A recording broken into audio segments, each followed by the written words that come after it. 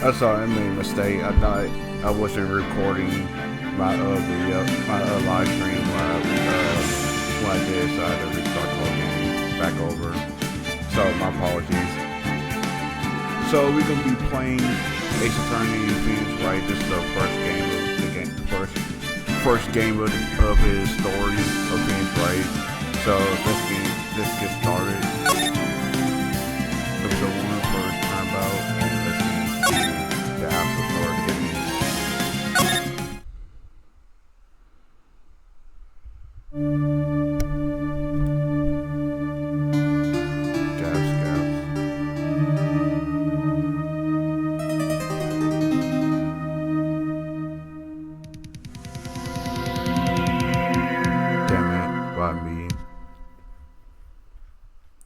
I can't get caught, not like this.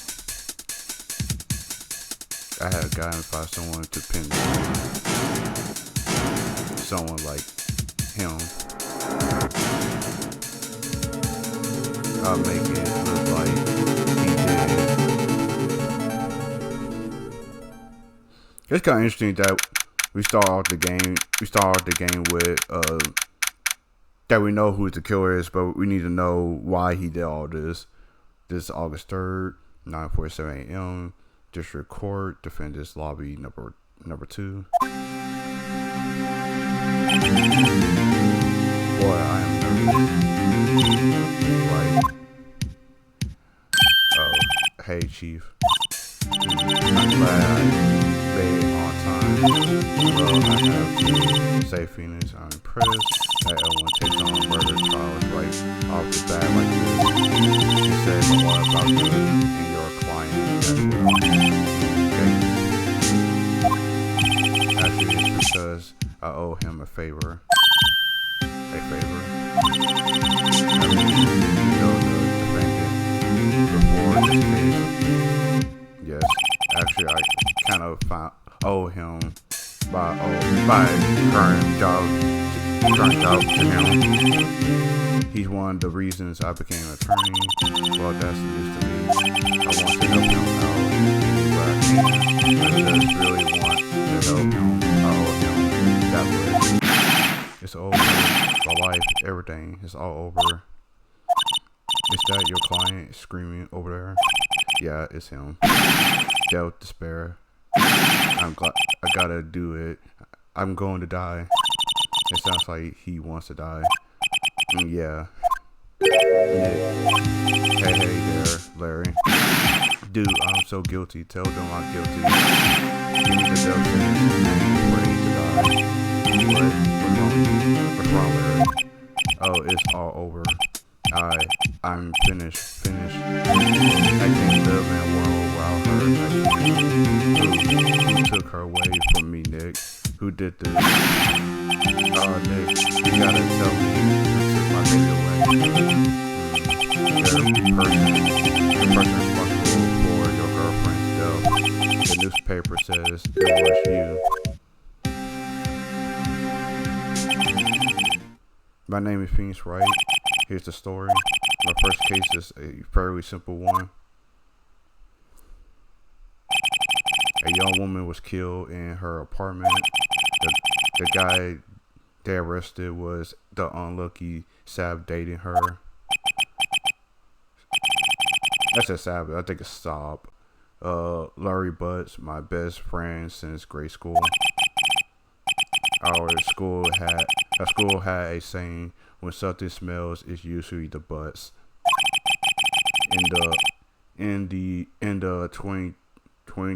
23 years I have known him, it's usually been true. He has a nick for getting himself in trouble. One thing I can say though, it's usually not his fault. He just has terrible luck. But I know better than anyone that he is a good guy at heart. That I owe him one, which is why I took the case to clear his name. And that's just what I'm going to do.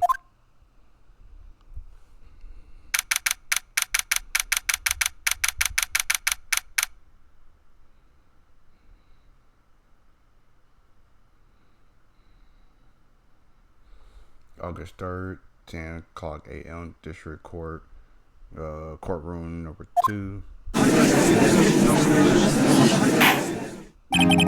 Judge, court is now in session for the trial of Mr. Larry Butts. Here's to the court records. So, evidence, we got Phoenix's attorney's badge. No one would believe I was a defense attorney, but I didn't inherit this. Okay, so the person that died named Cindy saw told you for the time of death, 7:31st, 4 p.m. through 5 p.m. Cause of death also blood due to blood trauma. Okay. So we got more. So we got Maya Faye, August 20. Maya Faye. So she is 27 years old. Chief attorney at Faye and Co. My boss and a very good defense attorney. Larry Butts. So Larry's 23. The defendant in this case, a likable guy who has been my friend since grade school. Cindy Stone, age 22. The victim in the case has father. She lives in a apartment by herself.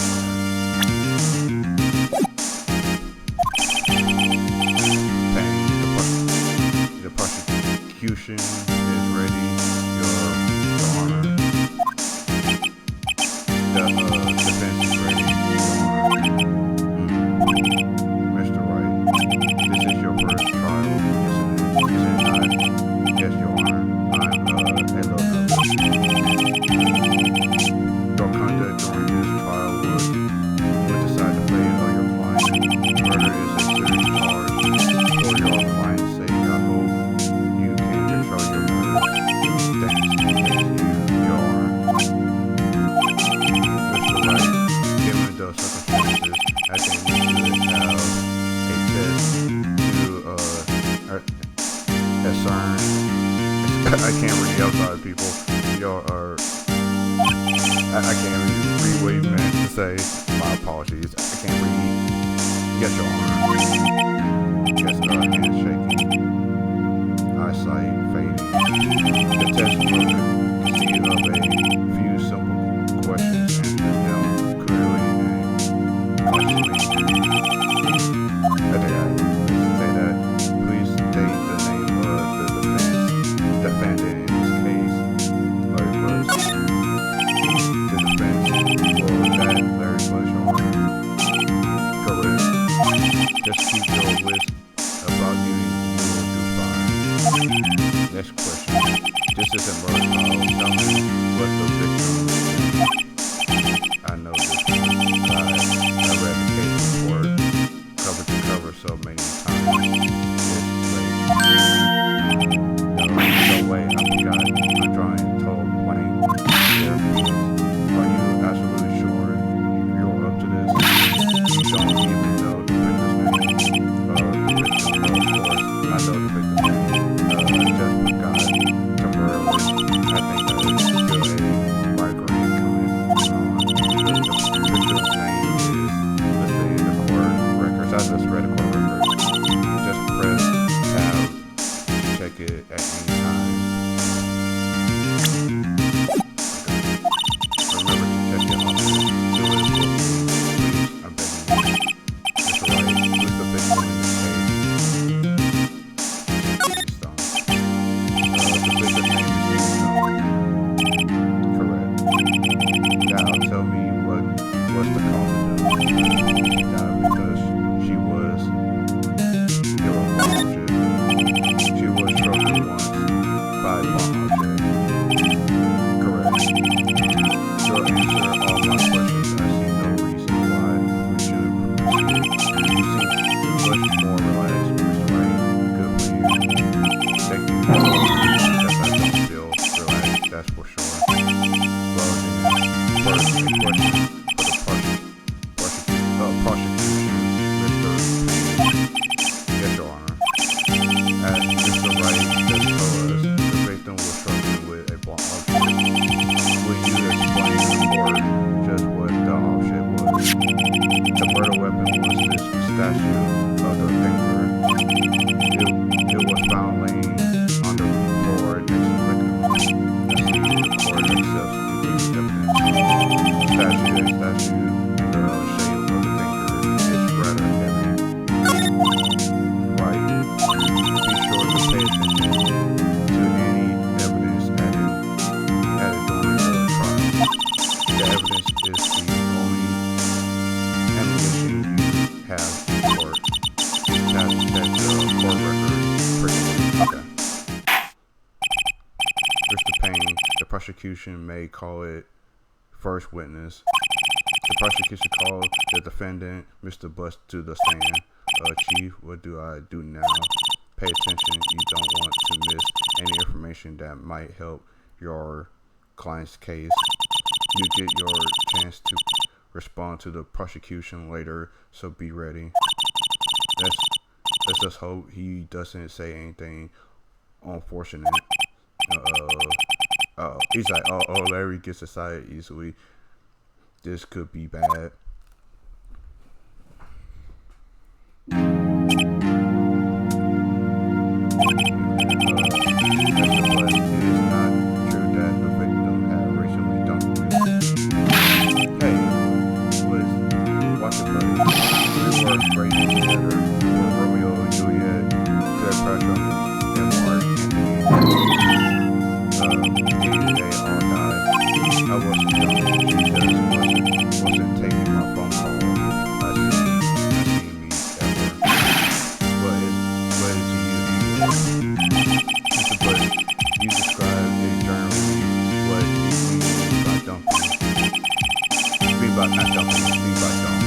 In fact, she had completely abandoned you and was seeing other men. She had just returned from overseas with one of them the day before the murder. What do you mean? One of them lies, all of it lies. I didn't believe a word of it. Your Honor, the victim's passport. According to this, she was in Paris until the day before she died.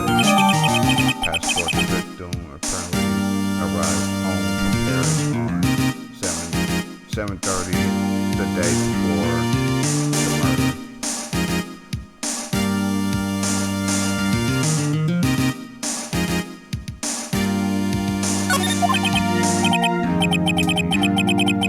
So she returned home around July to have returned the day before the murder. Do you know when the victim was in the bottle, but did not have a large income? It appears that she had several sugar daddies. Sugar? Yes, older man. Gave her money. She took their money and used it to support her lifestyle. Dude, we can clearly see what kind of woman this Mrs. Stone was. Tell me, Mr. Buss, what do you think of her now? Right? I don't think you want him to answer that question. Yeah, Larry has a way of running his mouth at all the wrong directions. Should I? Wait and see what happens. Stop him flashing. My client had no idea the victim was seeing other men. The question is irrelevant to the case. Nick, what do you mean irrelevant? That cheat on. I'm gonna die. I'm going to drop dead. Yeah, and when I meet her, and I'm going to get to the bottom of this.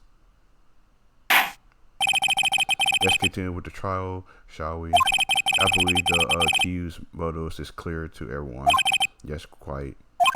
No, boy, this is not looking good. Next question. You went to the victim's apartment on the day of the murder, did you not?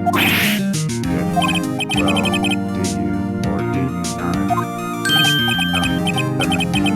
Well, maybe I did or maybe I didn't. He went. What do I do? Stop him from answering, have him answer honestly.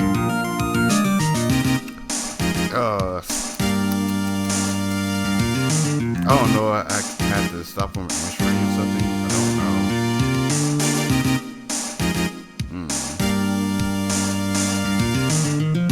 Let me see from the document.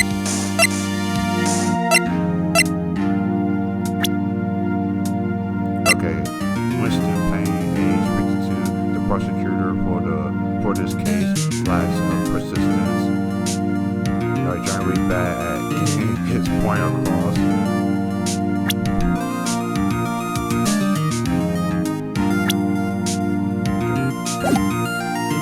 I don't know. I had to stop Larry or make him answer the question honestly.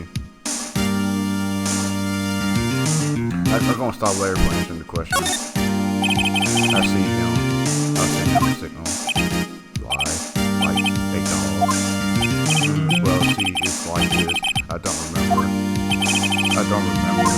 Well, then, we'll just have to remind you. I got a bad feeling about this. Well, we have a witness that can prove he did go to the victim's apartment that day. So, okay, I did pick the right thing. Well, that,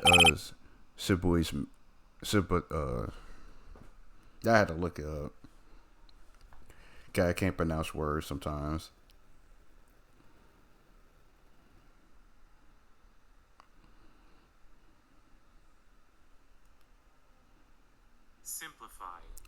Simplify matters. Who is your witness? The man who found the victim's body. Just before making a gruesome discovery, he saw the defendant fleeing the scene of the crime. Order in the court. They messed up. Mr. Payne, the prosecution may call his witness. Yes, Your Honor. This is bad. On the day of the murder, my witness was selling newspapers at the victim's building. Please bring Mr. Frank Jewins to the stand.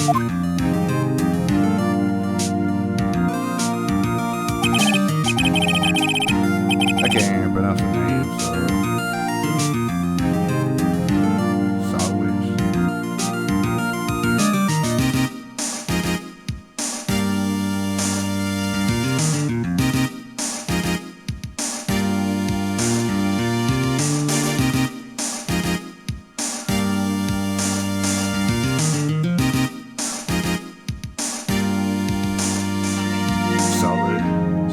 solid. I can't pronounce the name.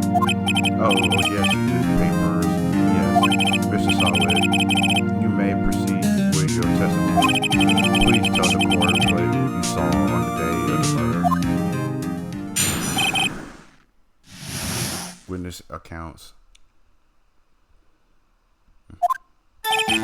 I was going door to door selling subscriptions while I saw a man fleeing an apartment. I thought he must be in a hurry because he left the door half open behind him. Why you just don't, Larry? I know Larry. Like I said, I know Larry because I watched the professional play Miles Edgeworth's games. Larry's pretty dumb. Sometimes he does help us in like certain cases, but at the same time, he's pretty dumb when it comes down to it. How you just forgot to close the door before you go. Taking it strange, I'm literally inside the apartment. Then I saw her laying there, a woman, not moving, dead. I crawled in a fright and found myself unable to go inside.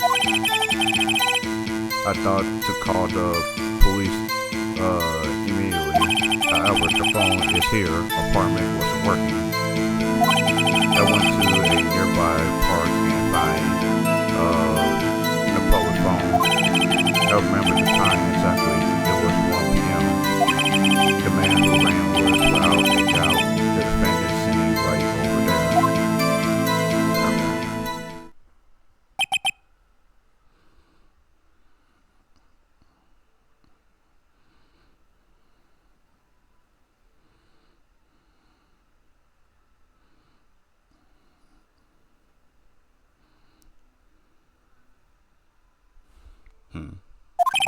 Larry, why didn't you tell the truth? I can't defend you against a testimony like this. Incidentally, while I was in the phone victim apartment working, Your Honor, at the time of the murder, there was a blackout in the building. Aren't phones supposed to work during a blackout? Yes, Your Honor. However, some cordless phones do not function normally. The phone that Mr. Sawit used was one of those. Your Honor, we have a record of the blackout for your per usual. Blackout record electricity to Miss Stone building was out from noon to 6 p.m. on the day of the crime. Wait a minute. I need to say something.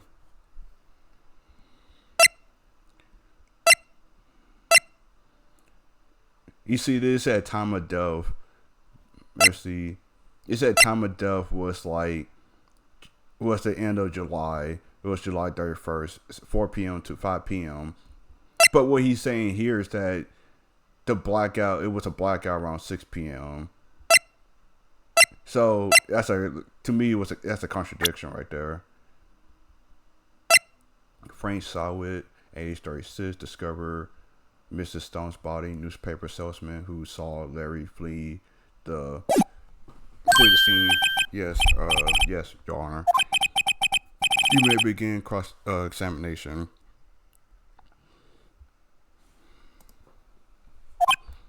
Cross-examination. Your Honor. Although, right, this is the real deal. What exactly am I supposed to do? Why you spoke the lies in the testimony and the witnesses just gave what? He was lying? Your client is innocent, right? Then that witness must have lied in his testimony. Or is your client really guilty? How do I prove he's not? You have the key is in the evidence. Compare the victim's testimony to the event at hand. There are bound to be a contradiction in there. Corresponding contradiction between the court record and the witness's testimony. Then once you find the contradiction in evidence, present it and rub it in the witness's face. Okay. Open the court record tab, the button to point out contradictions in the testimony.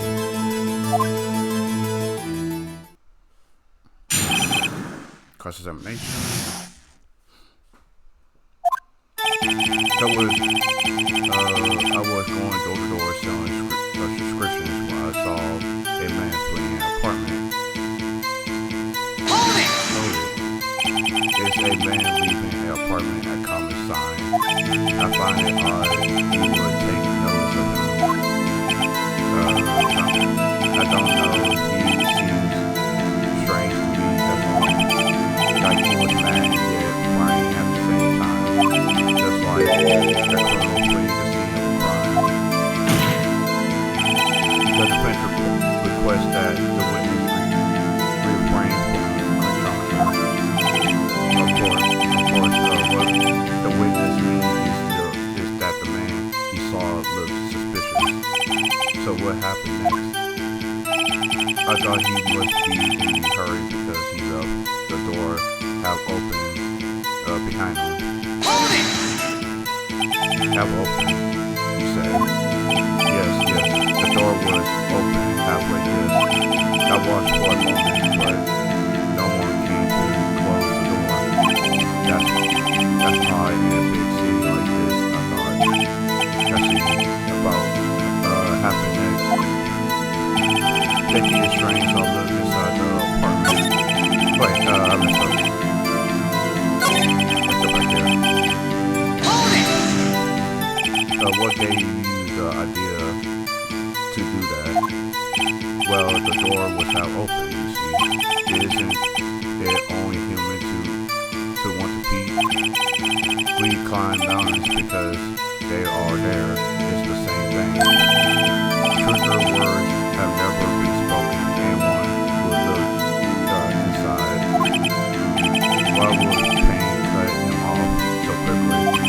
So you looked into the apartment. What happened next?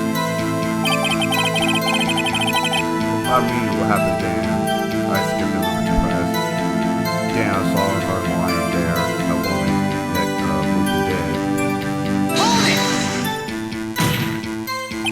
Are you sure she was dead? Well, no, I guess I wasn't. But she wasn't moving at all, and there was blood everywhere. I guess that would look fatal to anyone. Very well, what happened next? According to Wright, I quivered and frightened and found myself unable to go inside. I thought, well, I had to go back to when you said this. So you didn't touch anything in the apartment?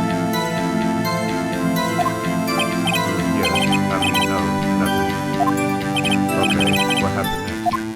Okay, it was not much. I thought to call the police immediately.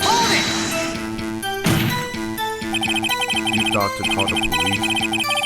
Does that mean you didn't actually call them? Please listen to the rest of the testimony. You thought to call the police. What happened next? However, the phone in her apartment was working.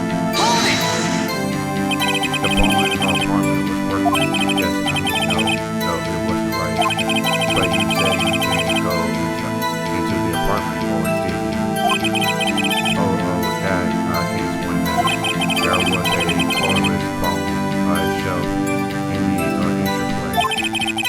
I reached aside and tried using that to call, and the phone wasn't working correct.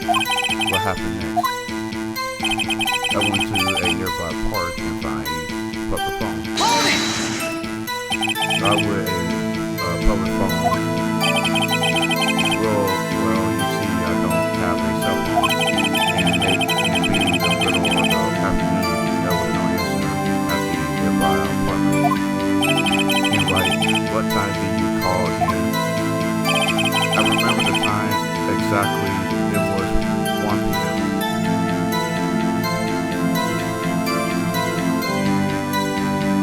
He saw her around 1 p.m.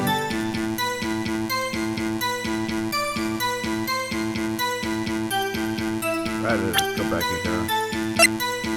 The block got happened at 6 p.m. She died around 4 p.m., 5 p.m. Something off with here with this time.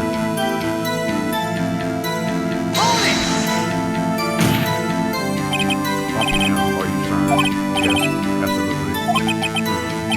He seems really confident. 1 p.m. Right. Doesn't that seem strange to you? Yes, it does. It's strange. Pressing some evidence to contradict him. I remember. The man who ran was, without doubt, the defense sitting right next to you. Here we are. This part. Are you absolutely 100%? Yes, it was him. No mistake about it. The witness says he's certain. That's all of it. The most must be a contradiction in there somewhere. Examine the court record with tab if something strikes you as being suspicious. If by the evidence that contradicts his testimony, give precedent to the court.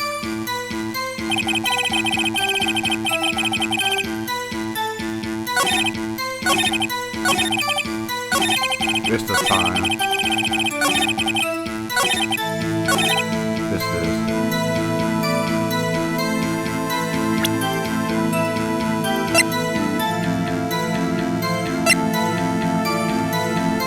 But I don't know which one.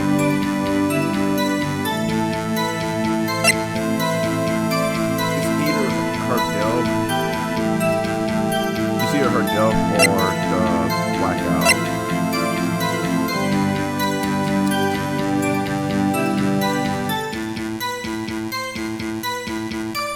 I would say, let's see, Objection! I got it right. Yes.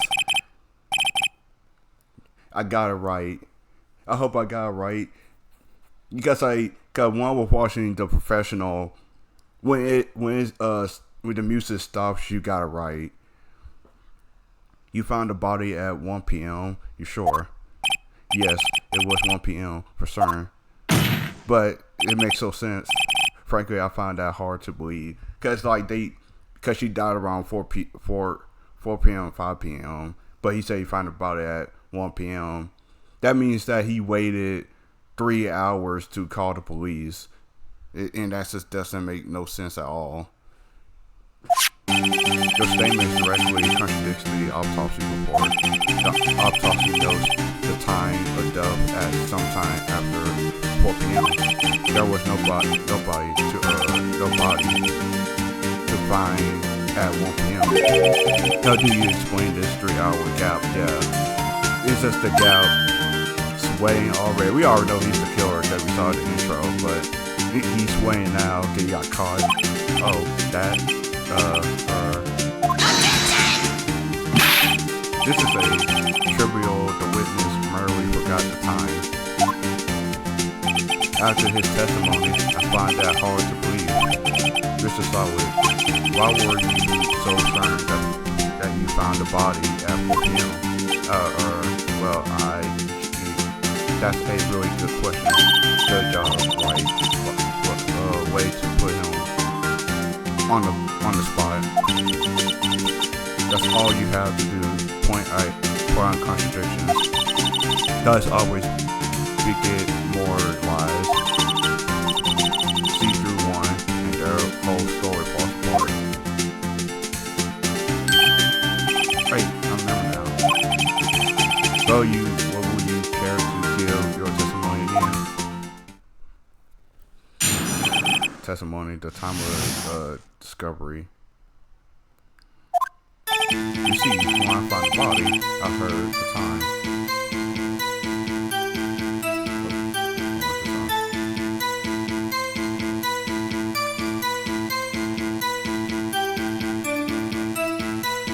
That was actually something really quick. You see, when I found the body, I heard the time. There was a voice saying the time. It was probably coming from the television.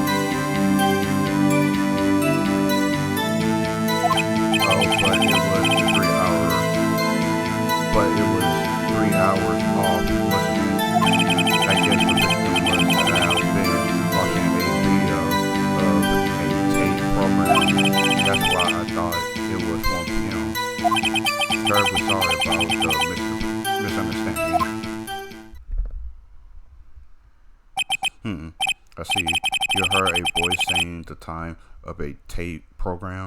Mr. Wright, you may cross-examine the witness. Right? You know what to do. I got this one. Okay.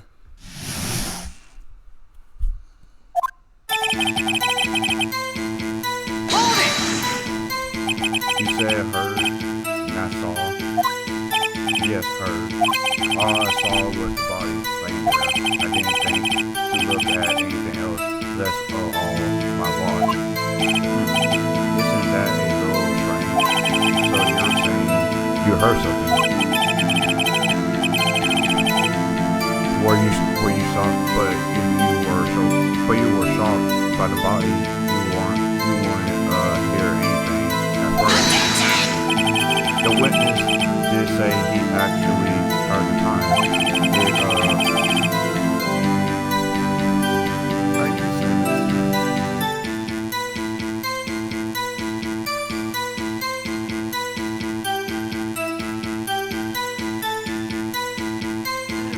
Oh, ludicrous. It's ludicrous to suggest he wouldn't hear anything. I have to agree with the prosecution. Witness, continue your testimony. There was a voice saying at the time it was probably coming from the television. But that makes no sense because it's blackout. Are you sure it was the television or not a radio?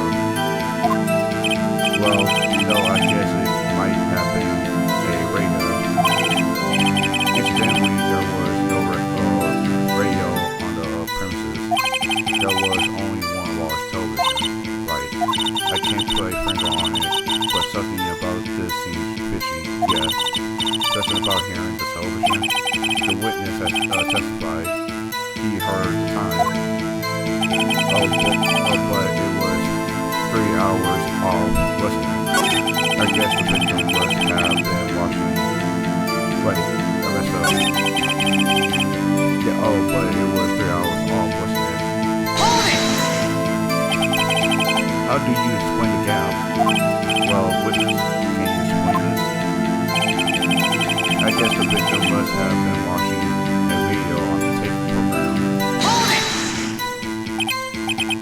A video? Yes, that would explain why the time was wrong. True. Right. I think the problem lies someplace else.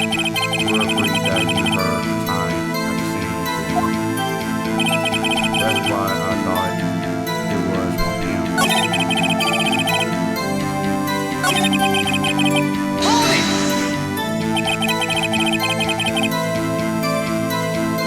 Are you sure that the little boys...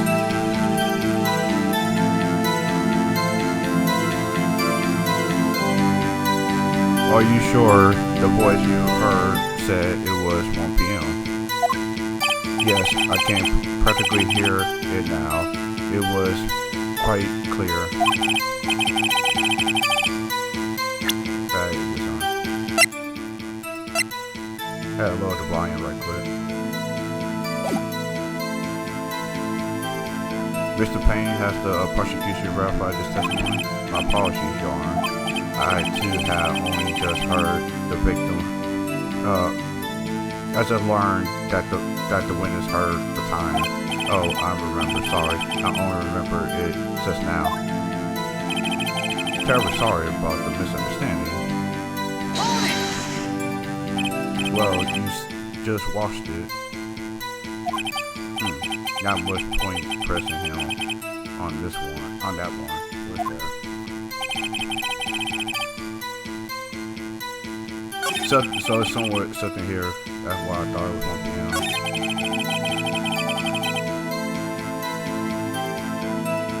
I guess the victim must have been watching a video of a tape program.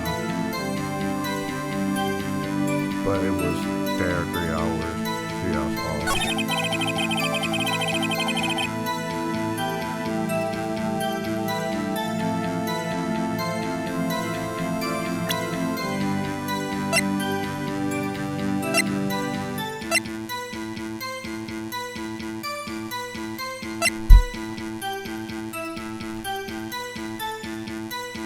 Is it the thinker?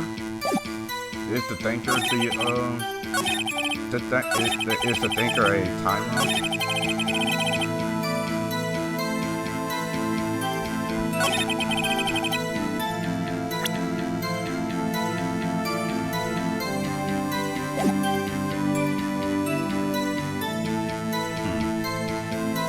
I gotta think about this.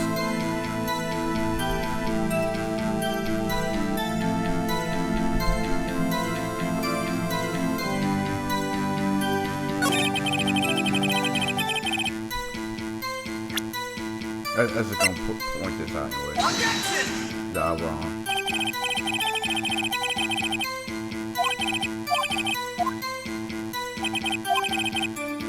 Yeah, I got that wrong.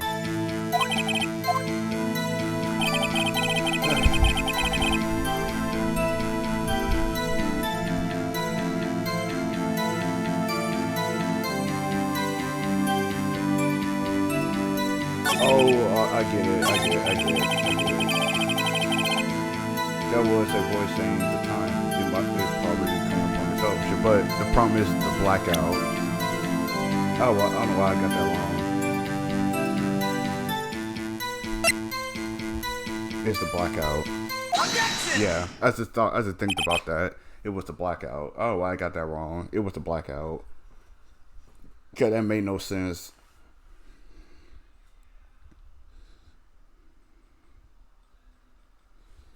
Okay, you say he heard television, but the problem is it was a blackout. Hold it. The prosecution has said there was a blackout at the time of the discovery. If this record proves it, you couldn't have heard a television or a video. I will. The defense has a point. Do you have a explanation for this, Mr. Solid? No, I find it quite puzzling myself. Wait, I remember now, Mr. Solid. The court would provide to hear an accurate testimony for the very beginning. These constant corrections are harming your credibility. That and you seem rather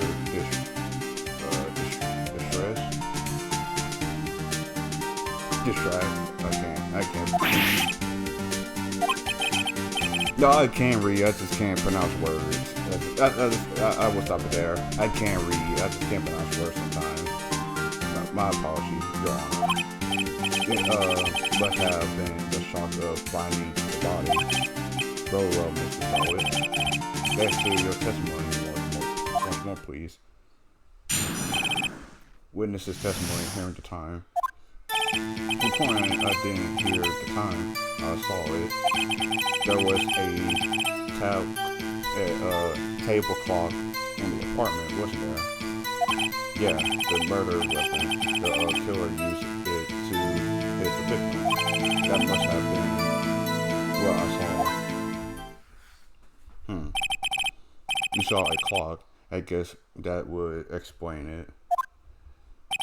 The defense may cross-examine the witness gladly. Hearing the time.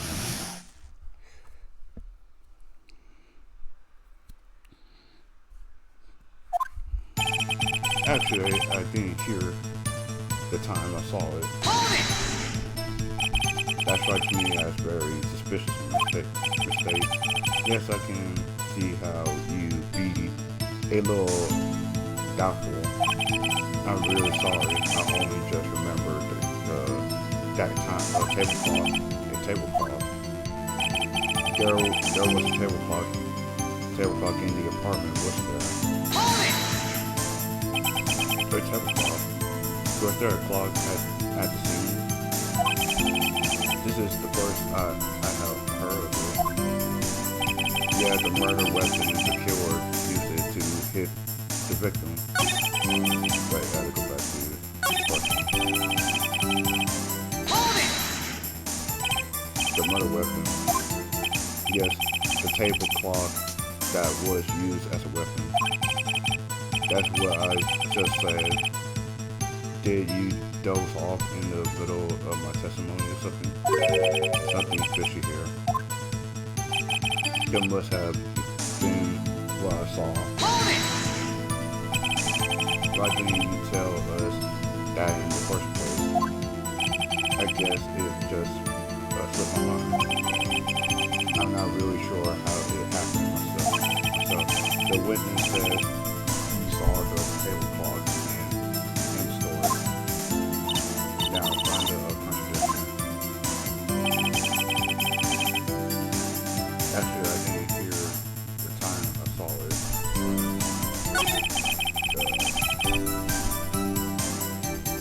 What should I use?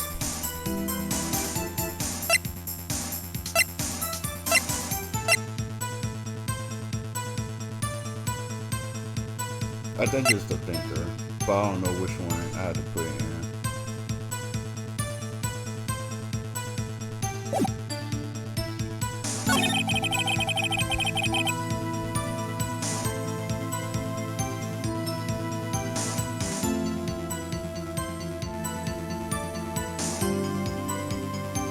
Yeah, the murder weapon. The killer used it to hit the victim.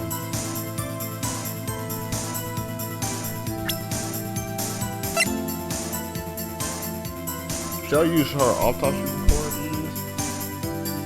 Objection! No, I can't use the autopsy report. I fucked that up.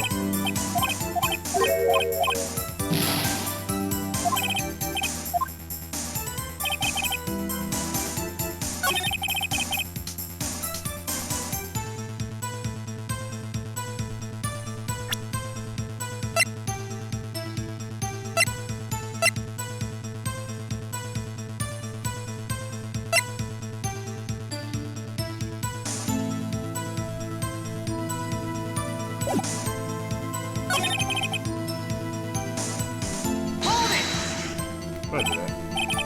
Well, it just counted.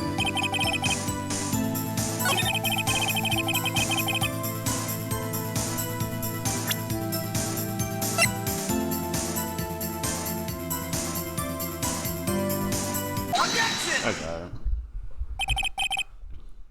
it. Wait just a moment. The murder weapon wasn't a clock. It was the statue. I knew it was the statue, but I had it in the wrong place. The murder weapon wasn't a clock. It was a statue.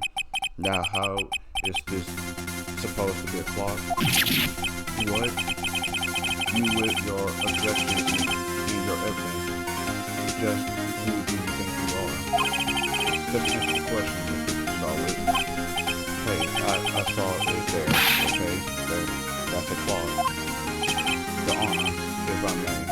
Yes, Mr. Payne.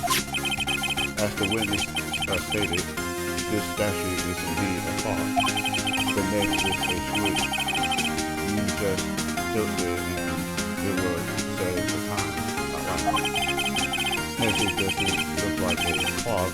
I submitted it as a statue, my apologies.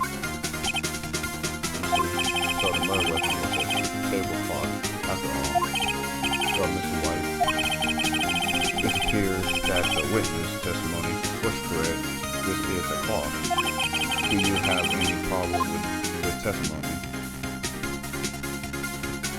Yes, I have a problem with testimony. I do have a problem with testimony because, like, the only reason why I have a problem with that, how did he know that the statue was the clock? And he had to touch it, actually see it.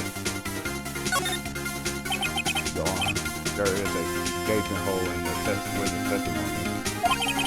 The only way he could have known the weapon was the card is to hold it in his hand. Yet the witness testimony that he never entered the apartment. Clearly a contradiction. Indeed. The witness knew it was a clock because he went into the apartment. I didn't went to the apartment. You're lying. You were inside the apartment on the day of the murder. Oh yeah? Prove it. Prove it. I went in there.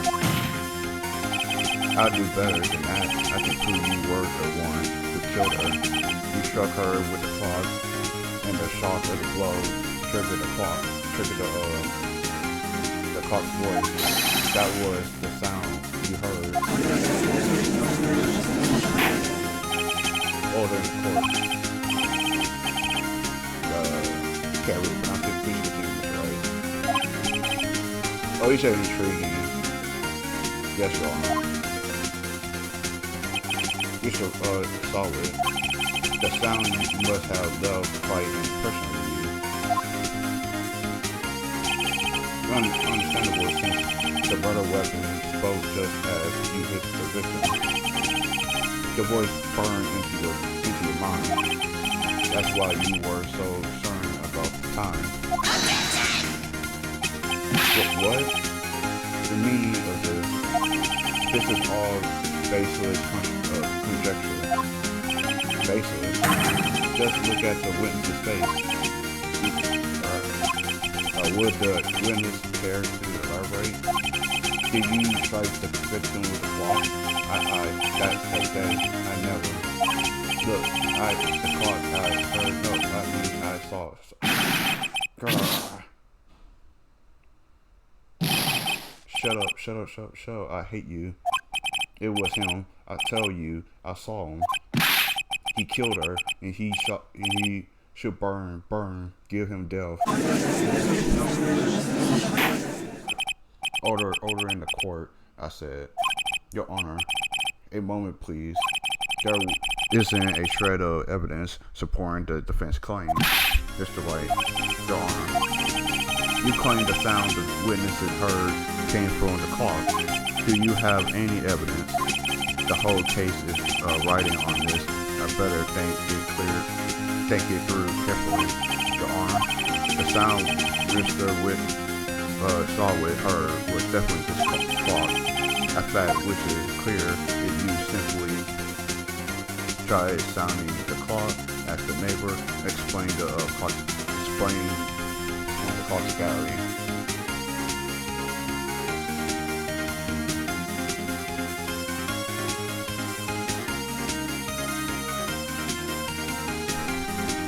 I think it's the battery. All you have to do is examine the batteries.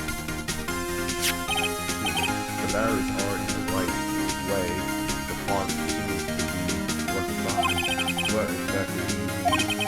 Like, that the clock was working fine. Yes. Yeah, I thought that. Okay. Yes, Your Honor. As I said, the whole case is on me.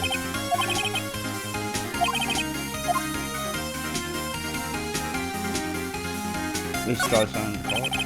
The clock now here in the court. Your Honor, may I have the clock? Okay, I did the wrong way. I should say try signing the clock. I asked the court to listen very carefully. Beat. I think it's 8:25. That sign is a train way to announce the time. Well, he is the thinker at all. So we heard the clock. What are your conclusions, Mr. Wright? Mr. Payne, can you tell me what time it is now? It's 11:25. So the thinker time. The thinker's time is wrong. It's 3 hours apart. As you can see, the clock is exactly 3 hours slow. Precisely the description between what Mr. Sawit heard and the actual time itself. So, Mr. Sawit, try to talk your way out of this one. You forgot one thing. Uh-oh, what's he talking about now? Well, it may seem like the clock is running 3 hours slow. You're pretty nothing. How do you know it was running 3 hours slow on the day of the murder? If you couldn't prove that, you don't have a case. He's right. How am I going to prove that? Damn it, I was so close. This is right. It seems you like the critical evidence to support your claim. Yes. This means I cannot let you induct the witness. Unfortunately. In the cross-examination of Mr. Frank Sawit, I came all the way down here to testify, and look what happened. You treated me as like I'm a criminal. You lawyers are all slimes. I almost had him. Sorry, Larry. I failed you. There's nothing I can do about it now. Not so fast, Mr. Solid. Liar. I mean, Chief. Listen up, right? Don't throw this one away. Not like this thing. The Chief is over. I can't prove the clock was slow the day of the murder. Nobody can prove that. Well, yeah, but that doesn't mean you can't still win. Try thinking outside the box. Don't waste time of doubting the facts. Assume the clock was 3 hours slow, and think through it. Ask yourself, why was the clock 3 hours slow? Figure that out. Reasons, and you'll have the proof. Right. Can you think of a reason as to why the clock would be 3 hours slow? Yes, maybe I can prove it. You may have the evidence somewhere that can prove it. Find it and let them have it. Well, this way. You said the clock was already running slow on the day of the murder. Have you found the evidence to support the claim? Of course, there is. There's a piece of evidence in the court record that can prove made claims beyond a doubt. So words, let's see if you can pull this off. Let's see the evidence. I already know what it is. It's the passport. Cause she went to Paris. She went to Paris in July 30th, but she came back.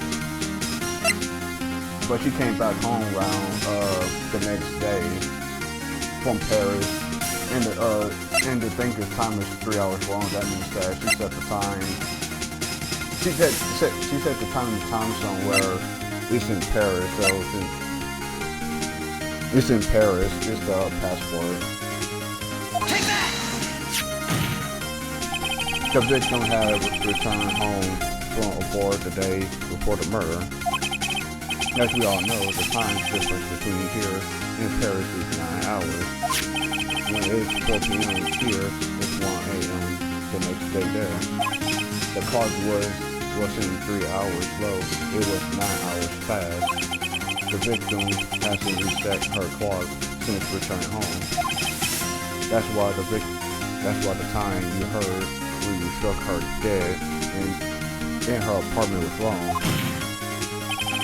Proof enough for you, Mr. Solid, or should I say Mr. Dead?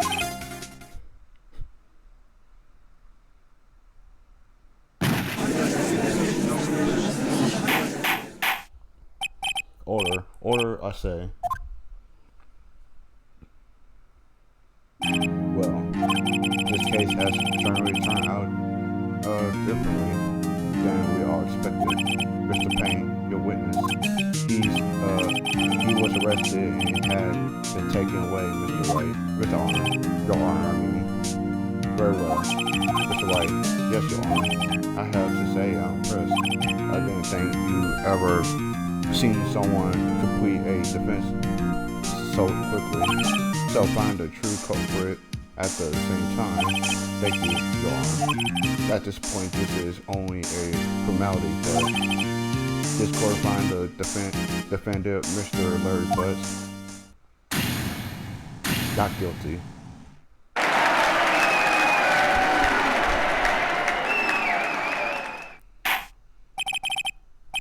And with that, the court is adjourned. He did our first case. It turns out that Frank Solid was a common burglar. He pursued as a newspaper salesman to check and see when people were out of the house. Then that day, when Larry went to her apartment, the victim was at home. After he left, Mr. Solid let himself in to do his dirty work. While he was searching her place, the victim returned. Fragile, I can't really pronounce what being said right there. Mr. Solid grabbed the nearest blunt object he could find.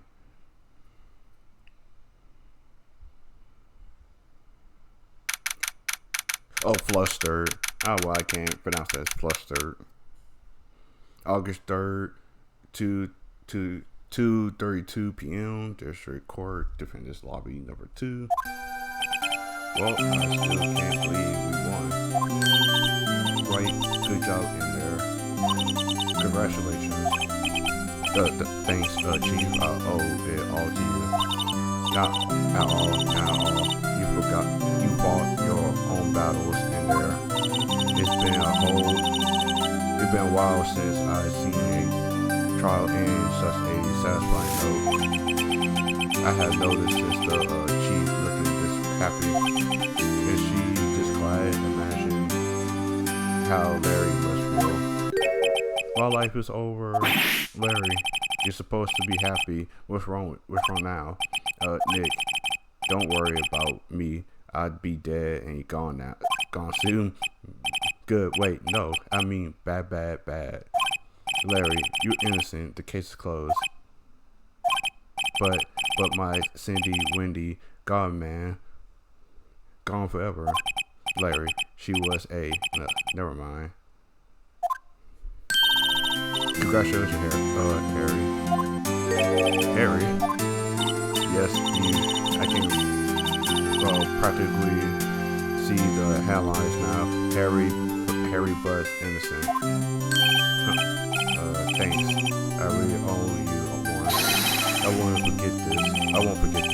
Over it. Let's celebrate dinner. Movie. My treat. No, I couldn't. Hey, I was the one who got you off the hook. Hey, here, take this. It's a present. Present for me. Wait, wasn't this the evidence that? Actually, I made this clock for her. I made one for her and one for me. Really? You made this one? Well, thank you. I'll keep it as a memento. Nick? Oh, he said, yo, Nick, can you believe it? I was so into that chick, and she was just playing me for a fool. Don't that make you want to just cry, sob? Larry, are you so sure? They squeezed me? I think she thought quite a lot of you in her own way. You don't gotta sympathize with me. It's okay. Oh, I'm not just sympathizing, really. Sympathy? I think she said, not sympathizing, sympathy, I can't pronounce it. Is that right? Don't you have something to show your friend? Oh, something that proves how she felt about him? Because she took the statue with her. What the heck is she talking about?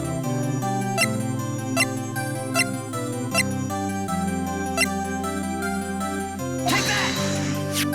Check out this, Larry. Proof positive you weren't just some chump to her. What about the clock? This is the clock you made for her, Larry.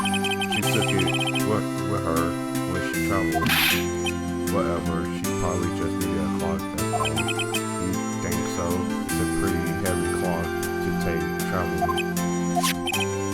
Well, make it what you will. Hey, Dick. I'm glad I asked you to be my lawyer. Really, I am, thanks. Hope that made him feel a little better. Right? I hope you see the importance of evidence now. Also, hopefully you realize things change depending on how you look at them. People, too. We never really know if our clients are guilty or innocent. All we can do is believe in them. In order to believe in them, you have to believe in yourself. Right? Listen, learn, grow strong. Never let go of what you believe in. Never. Well, I think our work here is done. Shall we be off? Yeah, I guess so. Say, how about dinner on me? Well, drinks, taste, toast to innocent butts. Yeah. Oh, speaking of Harry, you were saying part of why you became a lawyer was because of him. Yeah, part at least. You have to tell me more about it sometime, maybe over drinks. So my first trial comes to close. Larry slapped me on the back and said, "Gee, Nick, it's good to have friends, but I'm pretty sure he's not going to pay us unless you count the clock he gave Maya." I didn't know it then, but the clock was soon going to be at the center of another trial. Someone used the clock again and made promise to tell the chief about me and Larry. Would be one promise that wouldn't be able to keep. The end. That was like an hour trial. So we in episode 2. Brand new episode has been added. So we in episode 2 now. A turnabout. Say your progress. Hell yes, that's in my progress.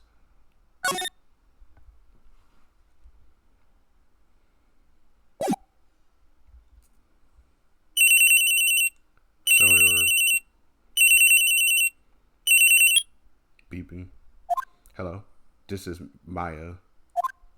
Hey Maya, it's me. So this is me calling Maya. May, what's up? You haven't called in a while. Sorry, it's been so busy. I have been. So this is Mia's sister. Well, lonely is all your fault. Nah, just teasing. I've been great. Feeling getting used to having my own place. That's good to hear. Actually, I'm calling because I have a favor to ask you. I know. You want me to hold evidence for you. Sure, there's a lot of buzz about the coming trial. I just don't feel safe keeping the evidence here. I gotcha. So, but it's this time. It's a clock. A clock? Yeah, it's made to look like the statue of the thinker. It tells you the time. I thought you might like it. You always like toys.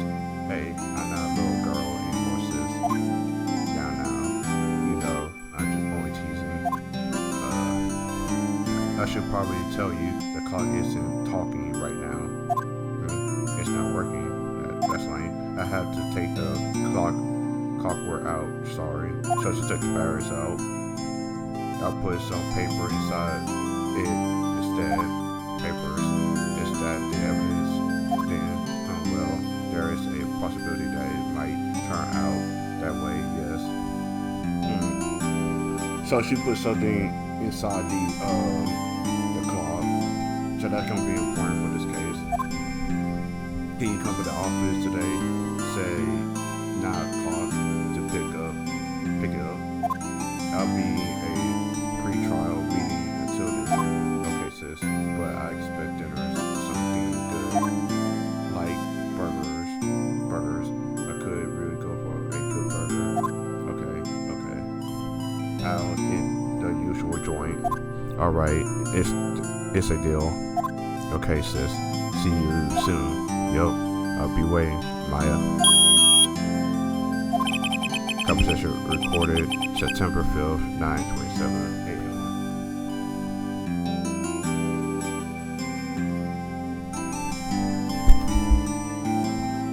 Oh, I won't mark this down because it's important.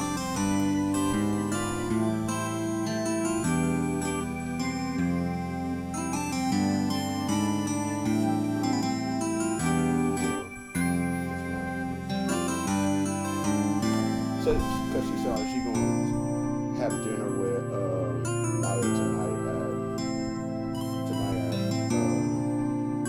9 o'clock p.m. That's where she said she gonna meet Maya. Just marking it down. September 5th, 8:57 p.m. Fay and Code Law Office.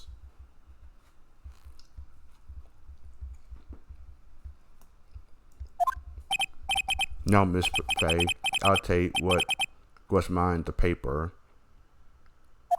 I'm sorry, but I can't give you what I don't have. Miss Faye, you are a poor liar. Why I see it right over there? That must be the thinker that siloed these papers. How could you know that? You are not of my background. Current information is my business. You see, I should have been more careful. Hoo. My dear Miss Faye, may I so very sorry, but I am afraid I must ask you for one more thing. Your eternal silence forever. Farewell, Miss Faye.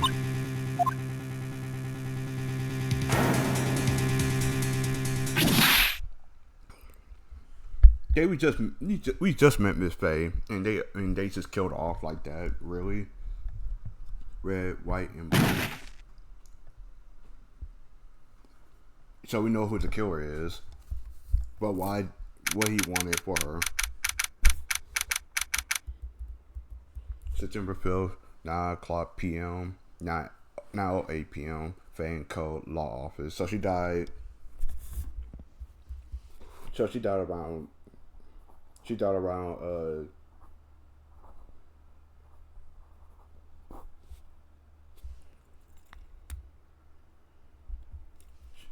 Faye died around like maybe around almost 9 o'clock.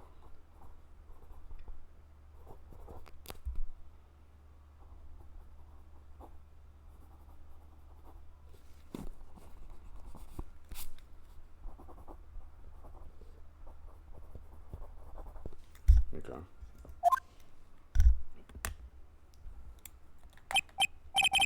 Okay, it's Phoenix. I'm late. That's strange. Guess the chief left without me. She said her sister was coming over, so we should all go out for dinner. What's that smell? Blood. Maya. Maybe she's in her office. Example.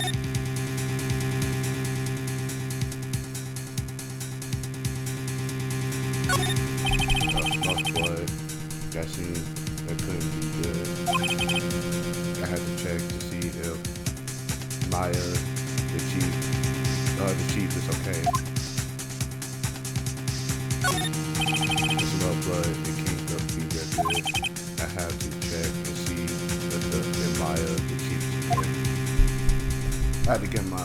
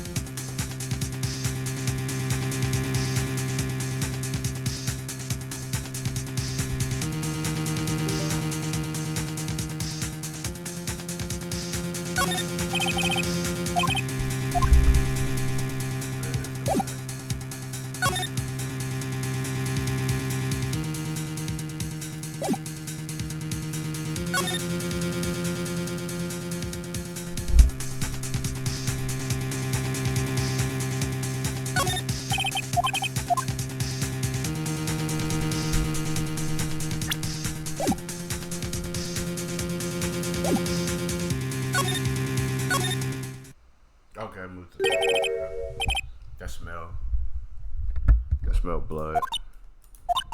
Sob, sis, someone there. So this is Mia. No, this is Maya. This is Mia. This is Maya. Chief.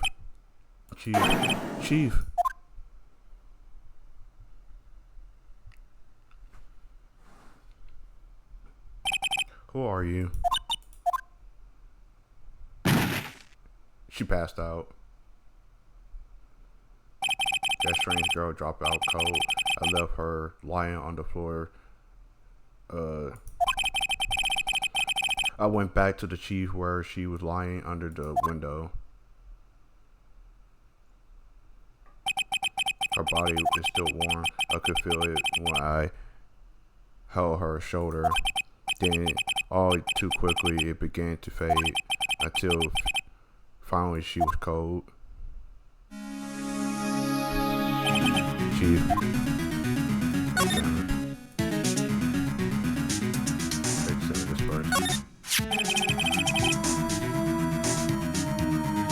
It's encrusted with dry blood. So that's the murder weapon, the finger again. How ironic that this became the murder weapon again. Chief, it's hard seeing her like this, but is there any clues here? She was struck in the head with a blunt object. She probably died instantly. The finger lying next to her must have been the murder weapon. So I think the murder weapon looks like a statue, but it's actually a clock made by Larry Button. There are some glass shards near the chief's body. Must be pieces of the glass light stand laying broken in the back of the room.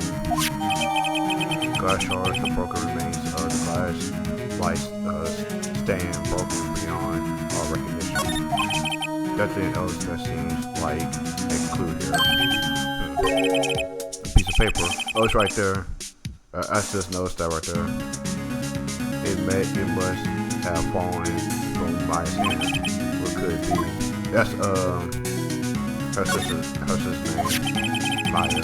A word is written in her blood on this scrap of paper. Maya, did Mia wrote this? The piece of paper is a recipe from a department store dated yesterday. Recipe at department store received with letter written in blood on the back. I think that's enough snobbing around for now. They better call the police. Now I found out what that girl was doing here. It was like, can we sound more?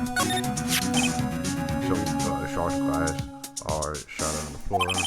It seems to be the remains of the glass light stain.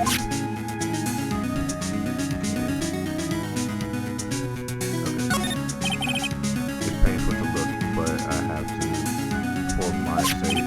Looks like she was hit with her head with a blunt object. She probably died instantly. Okay. Yeah. The chief chair is simple, functional design. Feels pretty good to sit in to. There's a large building right across from the building.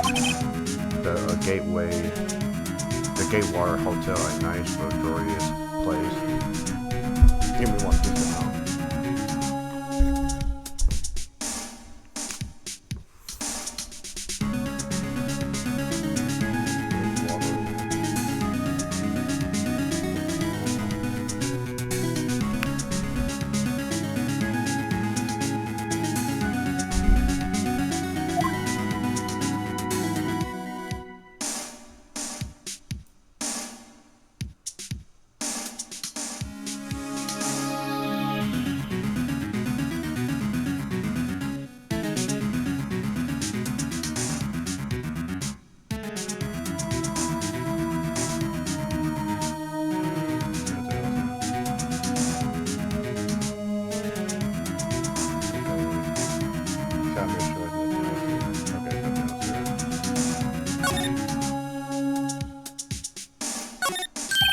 Right, I'll be calling the police.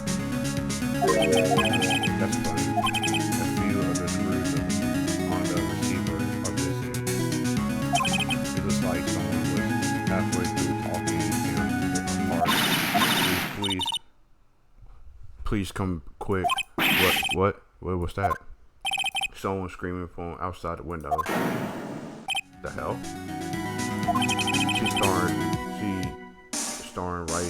staring right at me. She's holding a phone in her hand.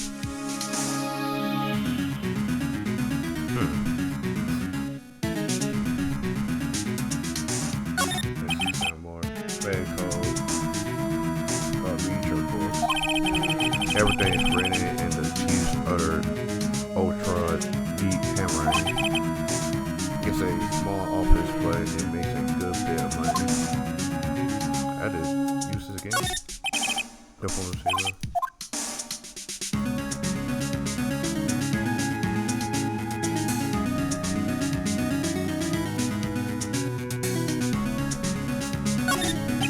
All the chief's important documents are packed in here. This is where she file her cases, records, and recent rulings.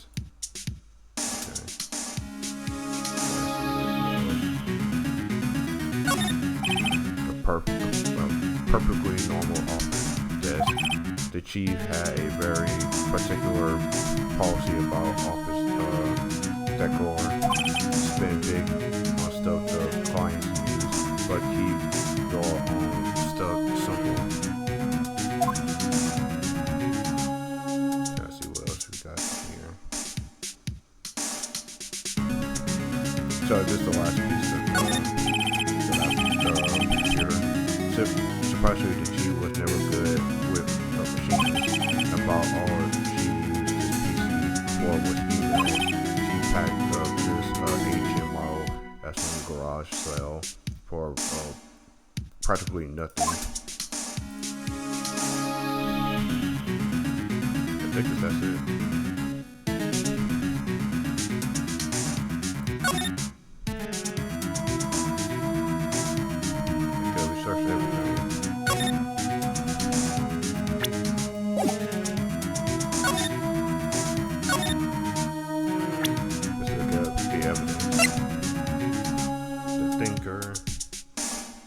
Glass shards,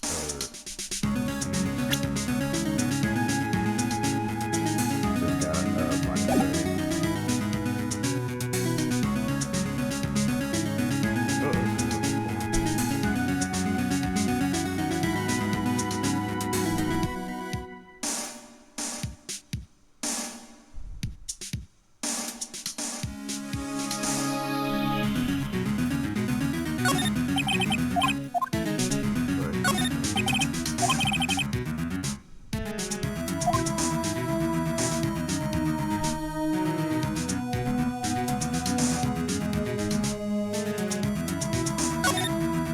Oh, I had to go back.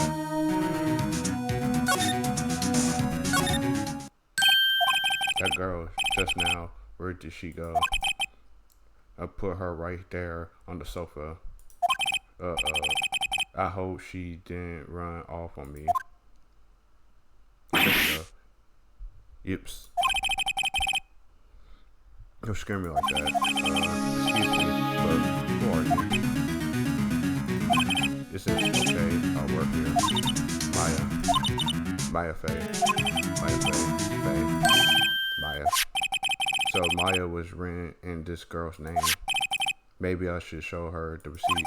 I never thought there'd be a useful evidence like this outside the court. Let's go to the cinema.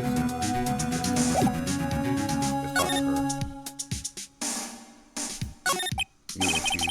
So you're the Chief's sister, her younger sister, and you were here listening to this play at night. Yes, she said she wanted me to keep the evidence for her. Evidence. Yes. It was that clock. It was the thinker. What happened? She seems to be a bit in shock. I don't want to disturb her, but I have to know. Excuse me. Can you tell me what happened? I came in, the room was dark, and sis, so she was already dead. So I already seen her already dead. To present her with this. Upon my dad, she wrote a message with her on blood. She wrote it on the back of the receipt.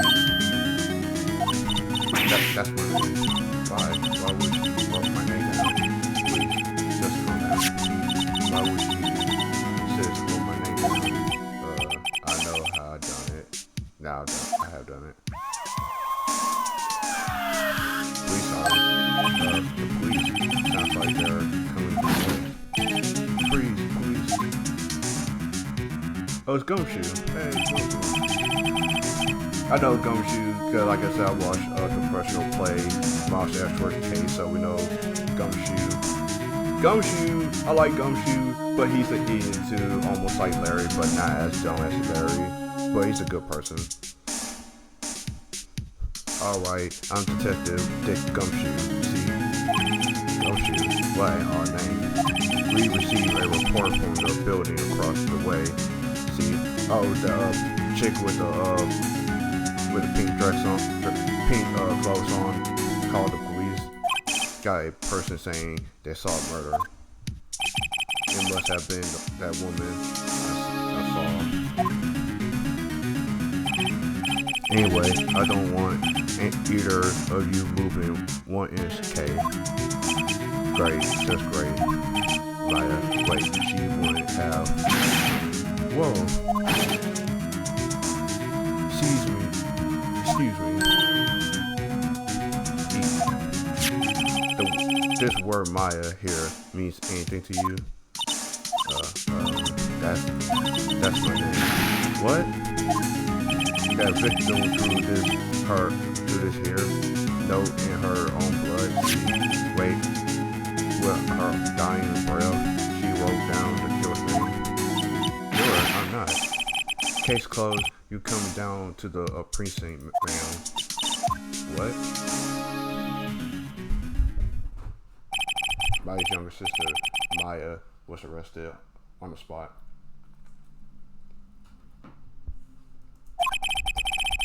I was taken in for questioning. I didn't get out until the next morning. My eyes were heavy, but I couldn't sleep.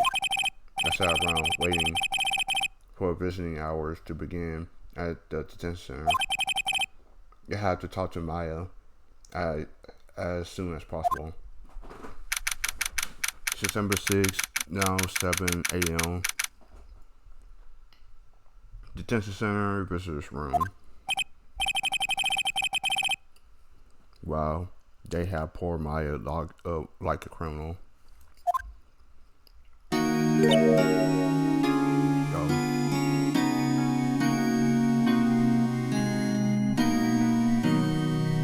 This is side music in the game because I've been up.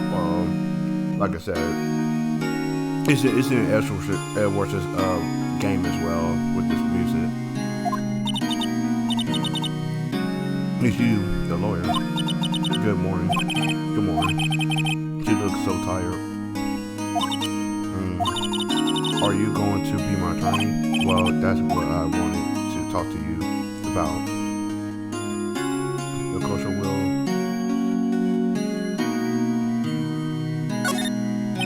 It's better to give it to us, right? It's up to you. Up to me? Yes.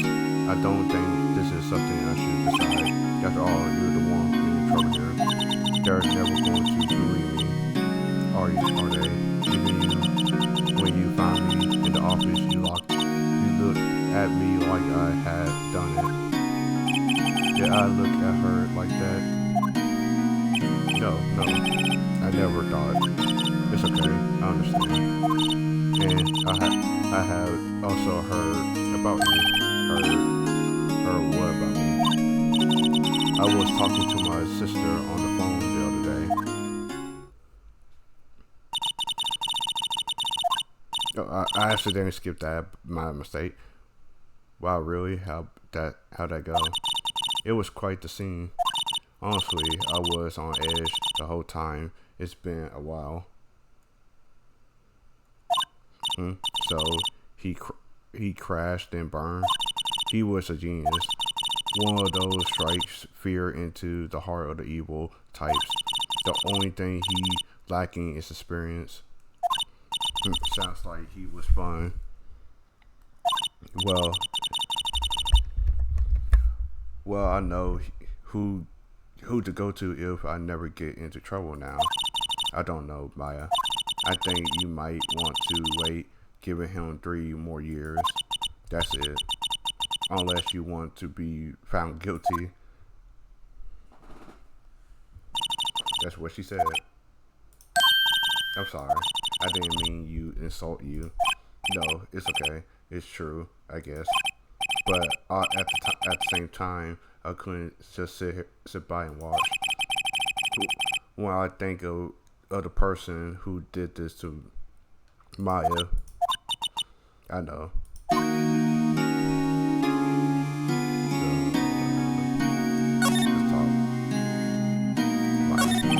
There is something I have been waiting to ask you. Yes, with the outfit. Oh, this is what all acolytes wear in my uniform. You could say acolytes, like people in religion training. What is it you do? Oh, knowledge. It's nothing strange, really. I'm a spirit medium in training. that qualifies as strange. Could you tell me about the day of crime? Yes. Let's see. The morning I got a call from my sister. She wanted me to hold onto a piece of evidence for a covenant trial. Evidence, yes, that caused shaped like the thinker. The one Larry made. How could that happen? Evidence in the case of Wright. She said something about that. I remember. Do you want to hear it in her own words? Her own voice? Her own voice, yes. I'm pretty sure our conversation is on my cell phone. You recorded it? Yeah. I forgot how to delete those things. So you said you had this conversation with your sister on your cell phone. Let's hear it. Right. Oh, I just remembered that detective took my phone. Sorry. Oh, rip, right, of course. Next time I see they tell the gumshoe, I'll ask them for it. I'll write you a note so you don't forget it. Okay? Sure, thanks. Tomorrow's memento, a conversation I had with my sister is recorded on my cell phone. So you're an acolyte.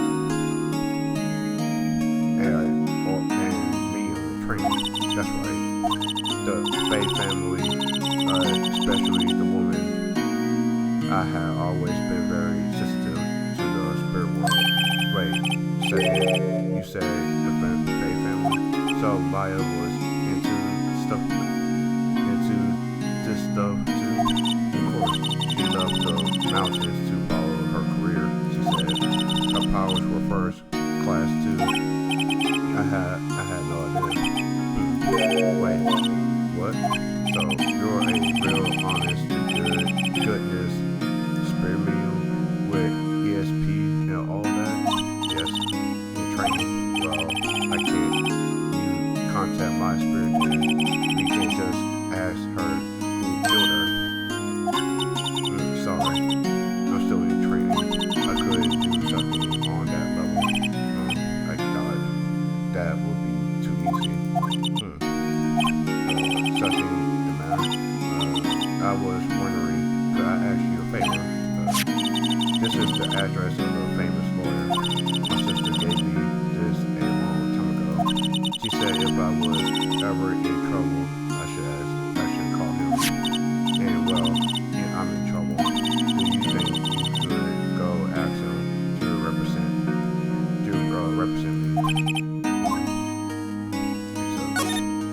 Sure, why not? I'll go ask.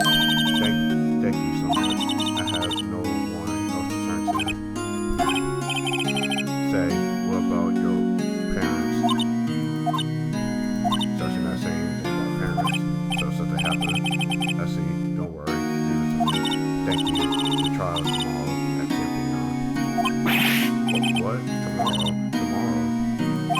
What if this guy refuses? They told me that if I don't find one, the state will pick an attorney to defend me.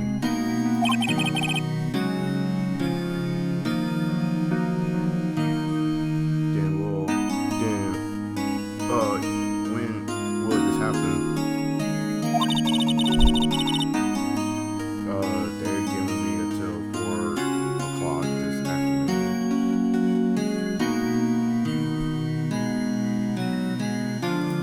And the visiting hours are almost up. I better hurry. Right, I'll be back.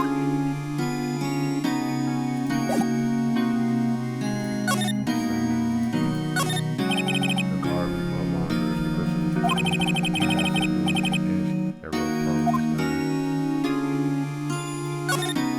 Smiles with camera.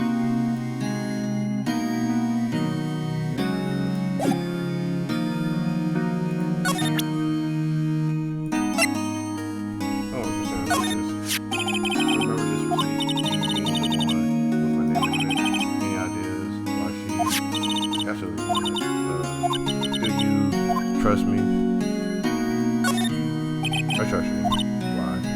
Don't you think I did too? No, I don't. It's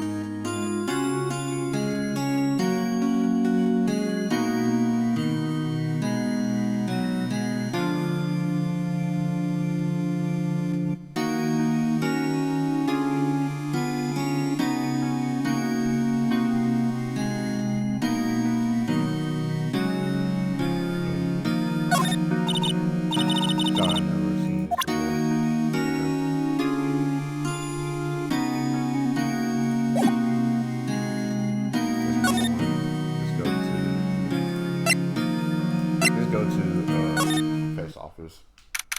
September 6th, Fay and Co. Law Office. The office is filled with police officers. They are busily searching for police. Hey, you there. This is a crime scene, pal. No trespassing. Sorry, I know you from somewhere. Wait, you that bus guy, are you? No. Finish right. How could anyone mistake me for Larry? Guess I got the wrong name, Mr. Wright. Sorry about that. That bus guy, he was a killer, and you're no killer, right? He was proven innocent. Right. Are you right? And you were.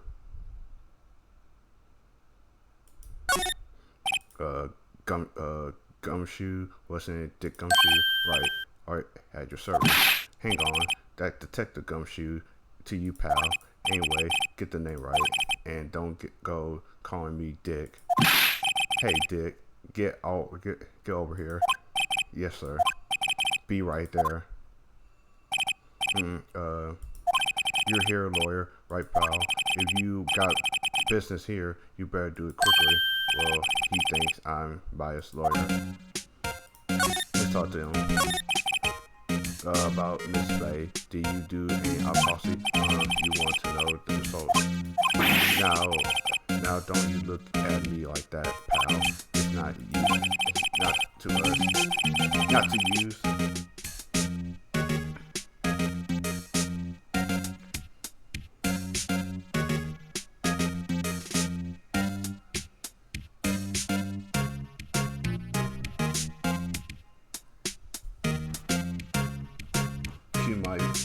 She might have been your boss, but that doesn't mean you get my special treatment. Alright. You can see the report, but that's all. Bias culture report, time of death, September 5th at 9 p.m. Cause no single blunt for trauma death was instantaneously. About Maya.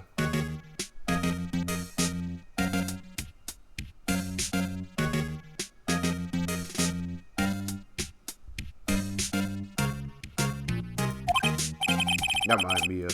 Hey, I'm looking forward to the trial. Sorry, pal, but this is one trial you aren't going to win. Well, do you say that? The city put Prosecutor Ashworth on the prosecution. This is when we face Ashworth for the first time. Cause I already know from the Ashworth games that Ashworth and Phoenix are like friends.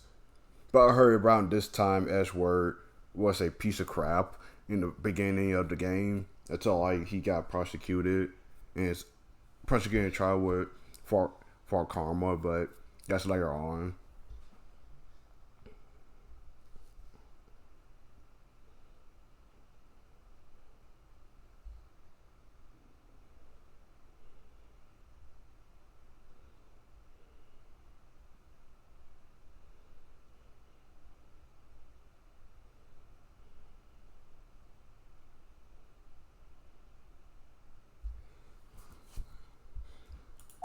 Ashworth. I'm sure you know what that means. You being loyal. Ashworth. That's good, Ashworth. That's right, pal. Mr. Miles Ashworth himself. Wait. You do know him, don't you? Of course I do. I know him. He's a fear prosecutor. He doesn't feel pain. He doesn't feel remorse.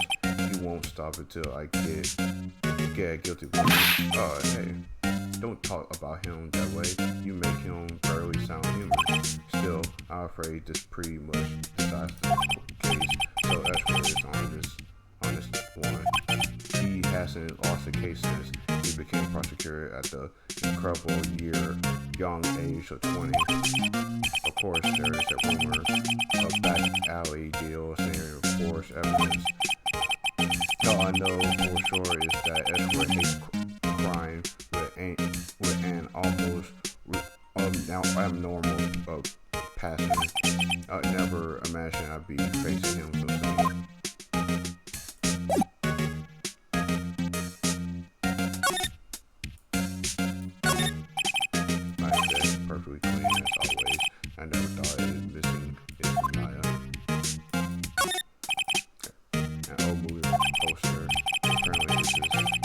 was the first movie that made Maya cry when she saw it. I have to check it out one of these days. Maya's favorite pilot plant. I remember it as his bizarre name. No one could ever remember. Corey Line. Can't pronounce it either. Pal. Who was that? This guy's blue, and so am I. There's the hotel right across the way. There's a horrendous amount of legal bullshit. Scared still is that my property. Free all those. Is that it? Is that it?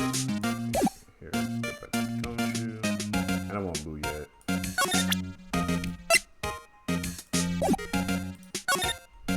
I already talked to him. Let's present him with Maya's memory. Which one is, do you see Maya's face cell phone? Oh, that, I have that. Do you think you could give it back? Sure. I mean, wait a second, pal. Tricky lawyer. He's on to me. Tell him straight. Tell him not so straight. Tell him straight. If I tell him why wouldn't it there go away, I'll give it to him. Such as the matter. Oh, it's no.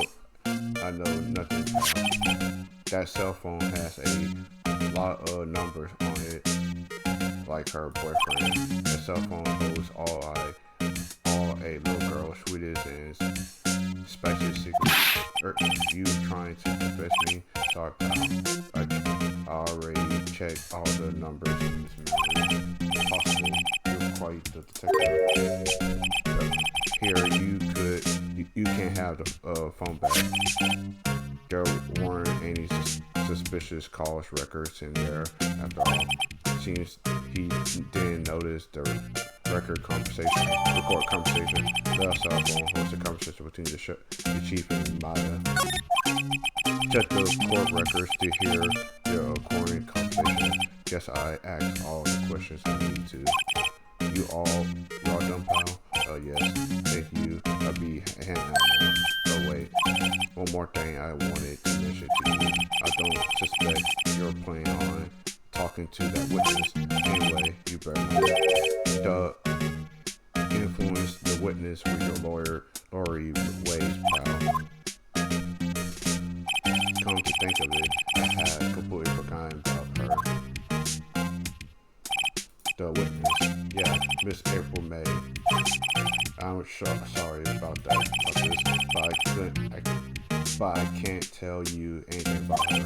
Well, you just told me her name was Miss May. So you have sent her home already, then? You're trying your loyalty tricks on me now. She's not to go outside her room until the trial. So she's still in the hotel across the way. I guess I should know better than to try to get a detective to leak information. You got the right, pal. Time to pay a visit to Miss Maya. So let's hear the phone conversation. September 5th, 9:27 a.m. Maya, what's up? You haven't called in a while. Well, actually, there's something I have to hold on to for you. Again, what is this time? It's a clock. It's made to look like the statue of the thinker, and it tells you the time. And I should probably tell you the clock isn't talking right now. That's not working that time. Working that lane. I had to take the clockwork out. Sorry, I put some papers inside instead. Papers, and is that the evidence instead? Evidence, then I'll leave that one up to your imagination. See you tonight at 9. Okay.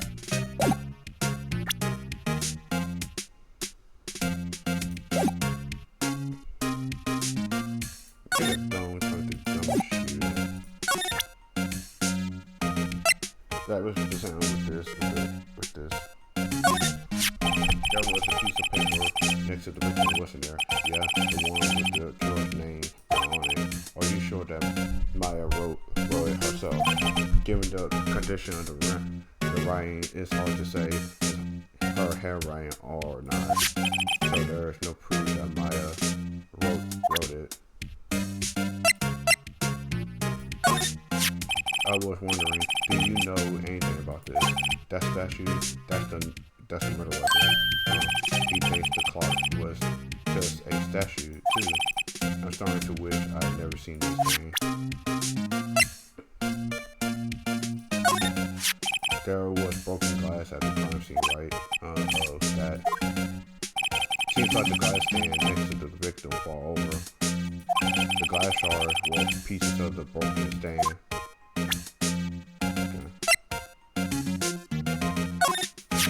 Thanks for this. Don't mention the child. When it comes to dealing with lawyers, fight fair and square, it's our motto. I don't know how I feel seeing everything ran up like this. It makes my stuff seem so routine. Okay, let's head to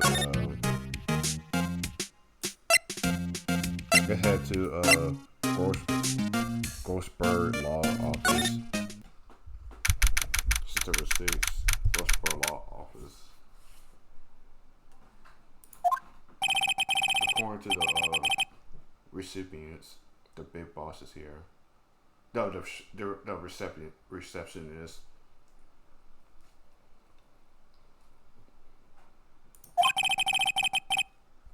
She couldn't say when he could be back. It must be hard to keep track of everything when you're a famous lawyer. Not to mention, run an office like this. I guess I just have to come back later.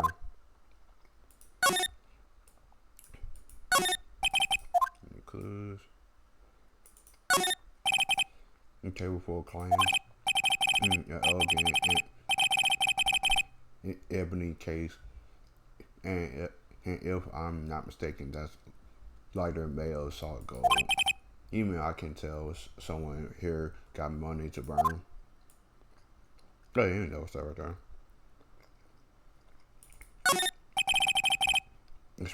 Expensive pot plant. No idea what kind of pot plant it is, but it's probably the most expensive one. Especially one big one.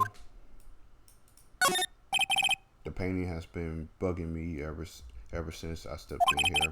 The oil paint is so thick and practically giving me a stuffy nose. I'm sure the price is nothing to squeeze at either, for the matter. I saw it mahogany desk. The wood published to a deep luster. A special looking mahogany bookshelf filled with expensive looking books. Funny, they don't look like they have ever been read.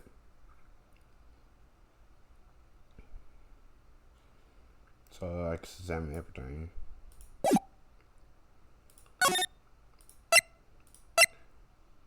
Let's go to here. Okay, you're not there right now. December 6th, Gateway Hotel, room 303. Well, hello there, counsel.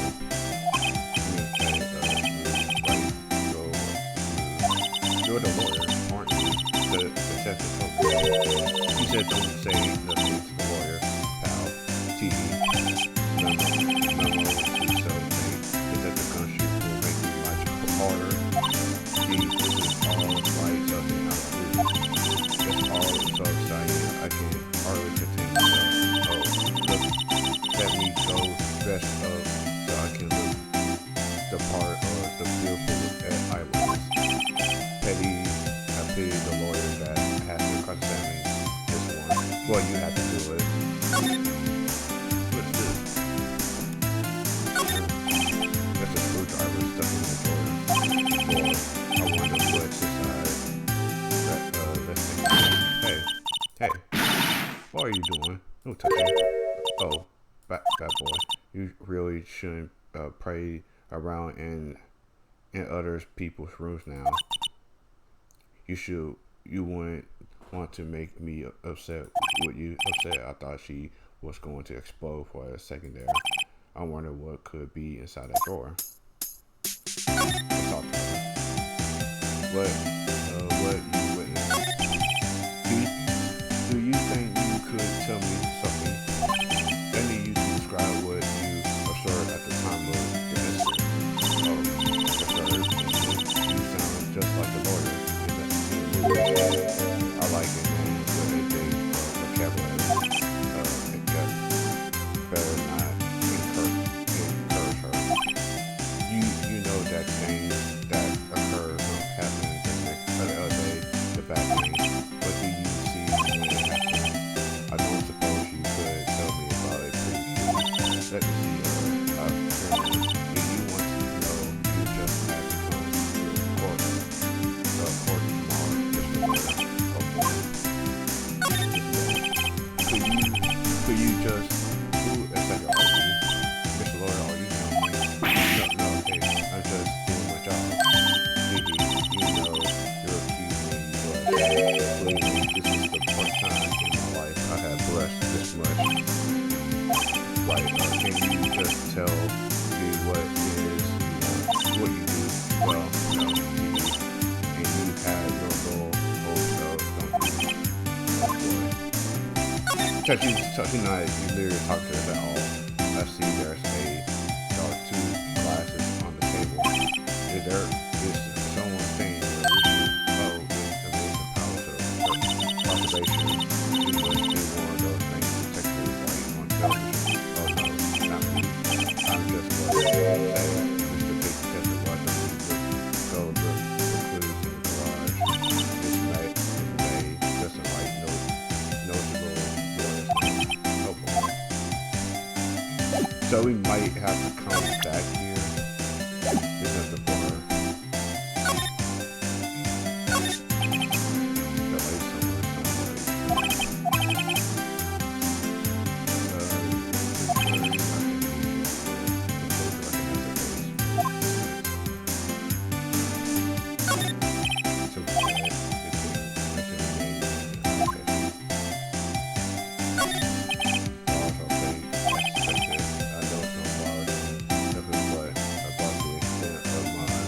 For all knowledge, I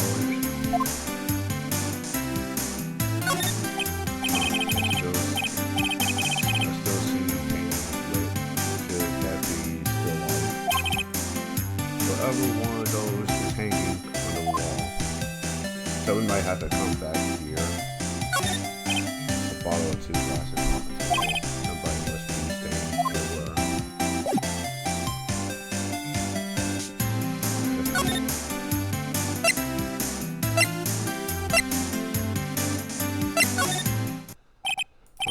Seems like Mr. Gasper's out. He's still out? Oh, it wasn't the most over-top cleaner on the throat, I heard. Oh, so he finally arrived. So we had to meet her first. Then come back. Oh, so you're the one they say has been looking for me. Oh yes, that's me. He looks even grandeur than I imagined. The badge on your collar. So you're a lawyer, are you now? Yes, well, yes. And what do you want? I'm not particularly busy these days. Please proceed. Not busy, then how come no one could get in touch with you? Something the matter. Could you came to see the one on Marvin Grossberg? Did you not? Well, here I am, boy. What do you want out with? Well, sir, actually, it's about Maya Fey. Oh, yes, Maya Fey. Go on. What's the strange reaction? I'm really quite busy here, son. I can't go talking cases on a day notice. No, it's quite impossible. Wait a second. How do you know the trial was tomorrow? Yeah, you just slipped that out. Oh, amen. Oh man, he said all man, not amen. It's all man. Anyway, afraid it's entirely impossible for me to represent her. Sorry, in a discussion. What's going on? He refused me before I even got to chance to talk to him. What do I tell Maya? Wait, let's talk to him. Your refusal, Maya, and that pain. How could you just refuse like that? Please tell me why you won't take the case. Well, you see, it's just I'm busy, you see. But the client is Maya's baby sister. Maya trusts you. She knows her sister would be in good hands. Yes, of course, I know that. However, I'm sorry, but I refuse. Sorry, goodbye. Fine. I don't have time to argue with you. Anyway, I'll go look elsewhere. Think not. Did you say something? I think not. I said, what do you mean? I'm terribly sorry, but I'm afraid not no lawyer work their assault will take on this particular case. Terribly sorry, my boy. Why? I can't say. I beg your pardon, but could you leave now? I have nothing more to discuss with you. What's going on here? Did you know my friend? She works here a long time ago. Quite the apprentice that one. Marketing techniques in a blink of an eye. She left one day quite suddenly. She had mission. You see, a mission. You could see it in her eyes. She followed it with a burning passion. Never looked back with that. Never looked back that one. The pain. That quite a pain. It's my pride and joy. Perfect, isn't it?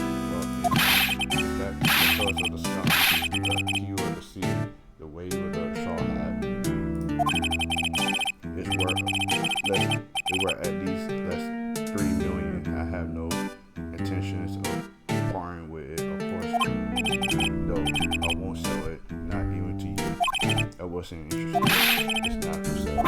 I'm not buying it.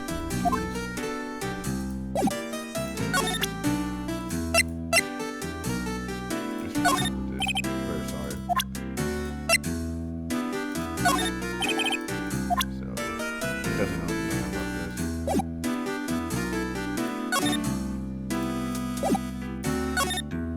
I want to go back to the. Did she left? No, she ain't left. Detention Center. September 6th, 3:42 p.m. Detention Center, visitor's room. So we only got like another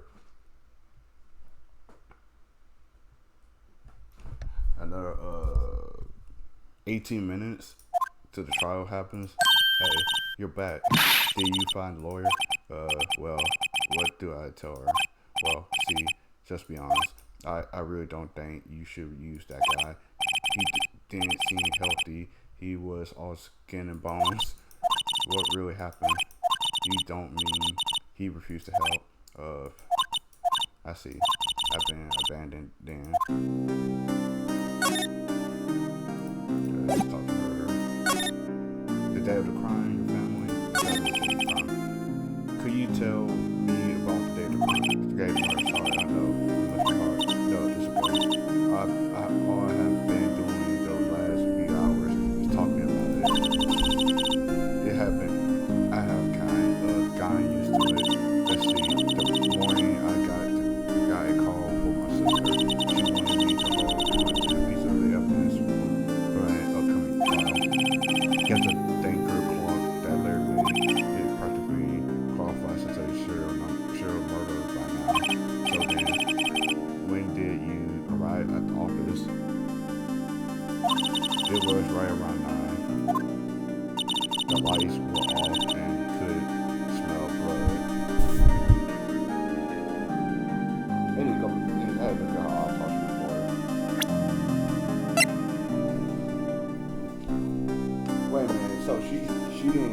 well, we already know who did the murder, but we know that she didn't do the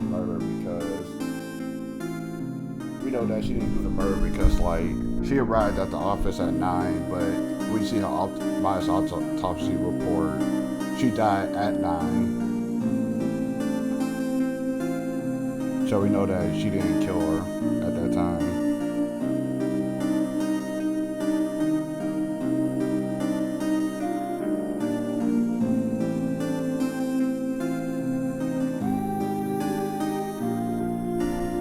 Just marking things down.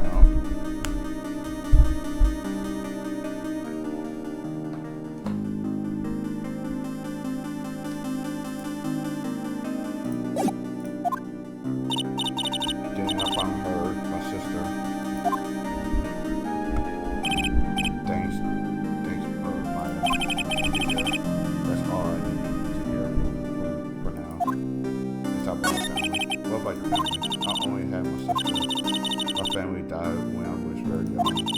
I don't know where my mother is. Don't know. So she could still be alive. The woman my family had been mediums for generations. They said a lot of spiritual power was being powerful. About 15 years ago, my family was involved in an incident. There was a man and he ruined our brother's life. After that, she disappeared. Several years after that, my sister announced she would become a lawyer and she loved the mountains. So you live by yourself. Yes, I got used to it. So also, I had to become independent or I would lose my powers. I feel bad for her, all by herself on the mountains. Your brother's enemies. So, who was the man who ruined your mother? About 50 years ago, there was an unusual murder case. It made quite a stir everywhere. Was talking about it. Apparently, the police were running out of leads, and they were getting desperate. Wait, they didn't use a spiritual medium, did they? The police convinced my brother to try to conduct the victim. Wow, so what happened? The case was solved. We thought. The man my brother held, the police captured was innocent. The police, consultants with a medium had all been carried out in secret, of course, but a man found out about it. He leaked it to the press. He told all the papers that my brother was a fraud, and the medium jumped on it big time. And the medium jumped on it big time. My brother, became the laughing stock of the nation. What? Wait, White? Excuse me, White. That was his name. My sister told me. So the dude's last name is White. White. Just a little longer now before the state appoints lawyers come, I guess. 4 p.m. Time's up. What should I do? Do I just leave her? Or go home? Defend Maya. I made up my mind. Right, want to or not. Why? Well, I can't thank you someone else to celebrate. I don't know why. You want to celebrate someone else? How do you know? Give me the evidence. It would be easy to assume that Maya was the killer. The witness' strange behavior was that all and the way that the lawyer refused to help Maya. But more than all that, she had no one love to help her. Nothing is more sad or more lonely than that. I know, it's been there a long time ago. Why did I become a lawyer? in the first place. Because someone has to look out for the people who have no one on their side. Maya, I won't abandon you. You could count on me. That's so kind of you. Sniff. Well, let's fight this one and get you out of here. Right, thank you. Kiss my ass, looks like she's tired of this person. One last question. You are innocent, right? Yes. And I trust you. So you trust me too, okay? It's a deal. So, there is something that can burden you. That's what was inside that strange woman's drawer. Yeah. You didn't see what's in that drawer. It was when I tried to look into the drawer that she got all the answers. There has to be something in there.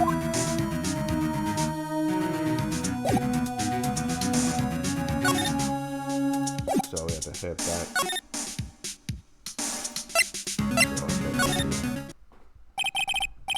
The hell? Oh, bellboy. Good afternoon, sir. Excuse me, who are you? Who are? I beg your pardon, sir. I am the bellboy of the station at your service. Oh, right. I have just came to deliver room service, sir. Oh, do you know where Miss Meg might be?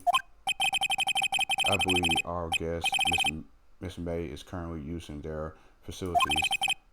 If you no need of anything, I'll be leaving. I'll be taking my leave. Please stay as long as you like. Enjoy. Yeah. Wait. No. Hey. Why does it seem like every time I come here, I end up embarrassing myself? Wait. Now my chance to snoop around. Hey. I almost forgot. Huh. You came back here. You came back quickly. Might I ask you to inform Miss May that there is a message for her? Please tell her that Mr. White, Blue Court, phone. Oh, right, sure, Mr. White, Blue Court, where I have heard that name before, cause Maya told us about it. That was his name. My sister told me. White was the name of the guy who ruined May and Maya's mother. Could it be a coincidence? So let's see. There's a screwdriver sticking out of the open door. My chance to see what's inside. Huh? What do I have here? Wiretap. What would a woman look here be doing with a thing like this? Wiretap finding this Miss May hotel room. A wiretap is like someone can listen in to conversations. So that's what the guy was using. He was using a wiretap as well. So May, she's involved in this case. There's definitely something strange about this May. Why would she say have something like this in her hotel room? There's a story behind all this. I know it. Alright. I'll be using this bit of evidence in tomorrow's trial. That's for sure. For my sake, I'll get to this woman behind. Wait, I mean, you know what I mean. Oh, bellboy, so there. Oh, time to swim. I look forward to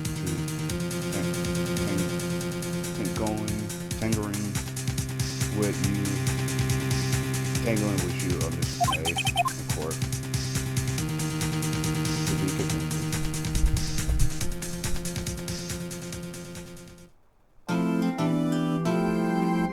Let's save.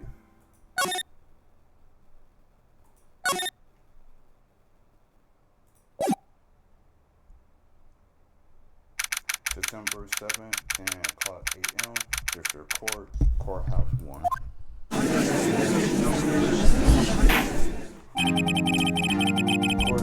Court is in session for the trial of Miss Maya May.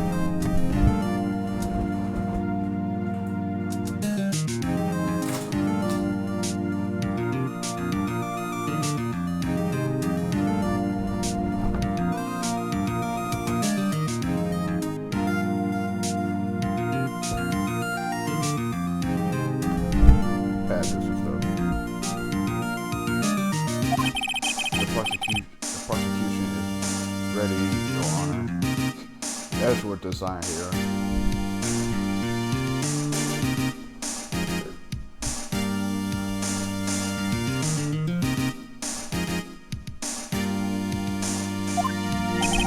The defensive radio arm. Miles Edgeworth. It'd be better not to show any sign of weakness today, or he'll be on me. Mr. Edgeworth, please give the court your opening testimony. Thank you. The defense, Maya Fay was at the scene of the crime. The prosecution has evidence she committed murder, and we have a witness who saw her do it. The prosecution has no reason to doubt the facts of this case, Your Honor. I see. Thank you, Mr. Edgeworth. If we may call our first witness, Your Honor. But I want to see the court records. Profiles. So Maya's 17 years old. The defendant, Maya's little sister, and experimentally trained. So Dick Gumshoe, a sturdy detective at the local precinct, in charge of this investigation. Robert Grossberg, he's 64, a veteran defense attorney, is Maya's mentor. April, May 23, and eyewitness to the event testifying that she saw Maya commit murder. Miles Edgeworth, age 24. Dang, Miles young. I think Miles, because like, how old was Larry? I think Larry's the same age as Miles. So Miles, Larry, and Phoenix, they're all 24 years old. A guilt prosecutor and a ruthless man who do anything to get guilty murder. Bellboy, age 26. Bellboy at the Gate Water Hotel. The prosecutor called the chief officer at the scene, Dick Gumshoe.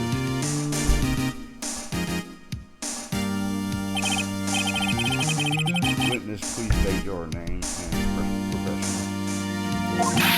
Sir, your name is Dick Gumshoe, sir. I'm the detective in charge of homicide down at the precinct, sir. Detective Gumshoe, please describe what are the details of this murder. Bravo, sir. Deputy used this for a while of the office to explain.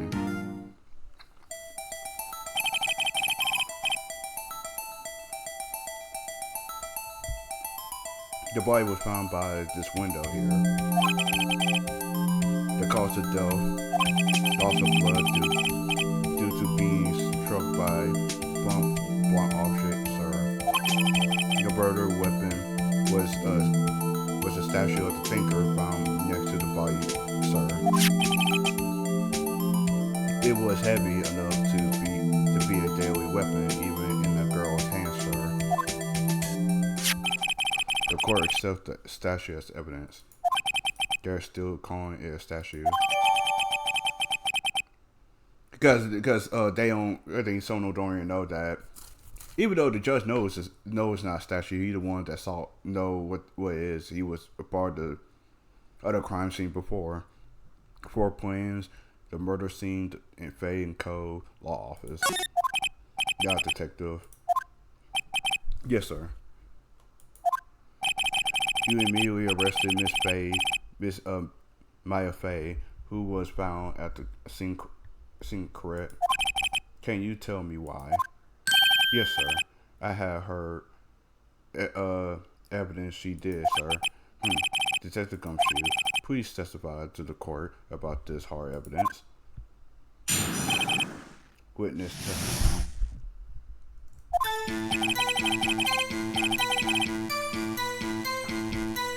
As soon as the phone call came in, I rushed to the scene.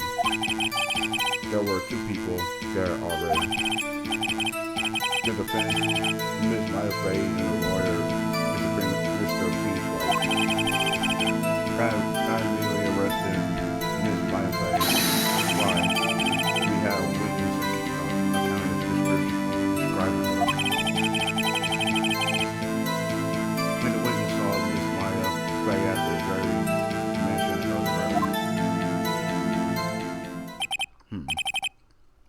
very moment you say, "You're wrong, Mr. Wright. You may begin your cross-examination." Yes, Your Honor. Cross-examination, what? I couldn't see a single contradiction in that testimony. Which smack. Hey, Maya, just throw something at me. What's this? When my sister couldn't find any contradiction in the witness testimony, she could buff it and press the witness on every detail. The witness always slip up and say something wrong. It works a lot of times. I see. I should have expected Maya would know some of her sister's tricks. Alright, let's try this. This doesn't matter. No, Your Honor. I'd like to begin my cross-examination.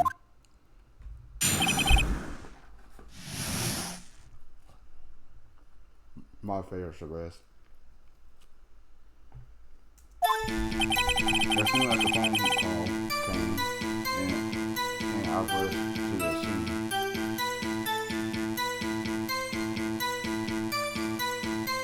Hold it! Who did you say? Who did you say you got the call from? Hey, Kyle, don't play. Your call was from a customer at the gate of the Gatewater Hotel, right across from your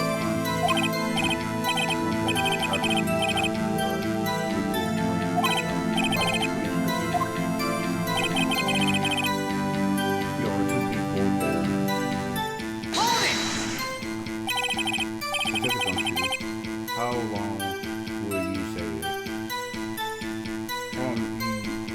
How long will you say it took? Between receiving the call and your arrival at the scene. But I say it was about 3 minutes to get 3 minutes. Wow. That's pretty fast. It was pretty fast. That motor was just quick response. That's how we got there before the cover started.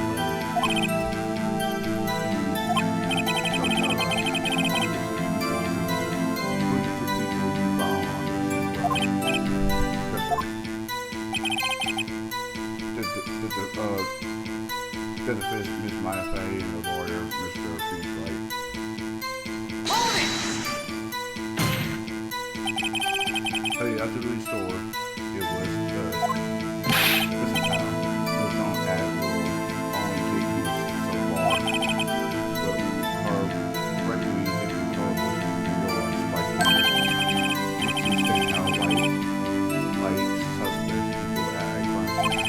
She does have a point on her. She was putting on unstable. I should think about when she pressed one more can be arrested. Miss My Face. Hold it! What's that? What's your reasoning? Why would we have witness account describing her? Hold it! Hold on, just a second.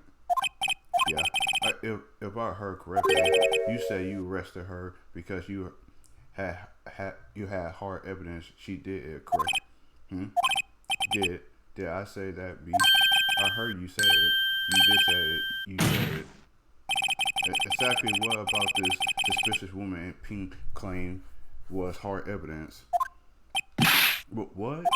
Miss Maya is a suspect, and she sure isn't pink, pal. Well, I guess she is pink. That's enough, Detective Gumshoe. Do you have any more solid proof other than her claims, Detective? I guess pressing can have its advantages. Yes. Sorry, I got the order of things mixed up in my testimony, Your Honor. Sir, there was something I should have told you about first, Your Honor. Very well, Detective. Let's hear your testimony again. Hey, you forget something. Hard evidence. After searching the suspects, I examined the scene of the crime with my own eyes. I find memento written on a piece of paper next to the victim's body. On it, the word bio was written clear in blood. The lab test results showed that the blood was the victim's. Also, there was blood found on the victim's finger. Before she died, the victim wrote the killer's name.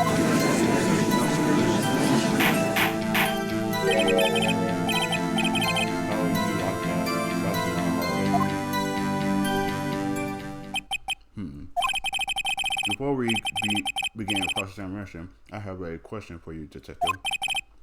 Your Honor, why didn't you testify about this vital piece of evidence the first time? I know. I'm really embarrassed. I forgot about it, Your Honor, sir. Try to be more careful. Very well. The defense may begin cross-examination.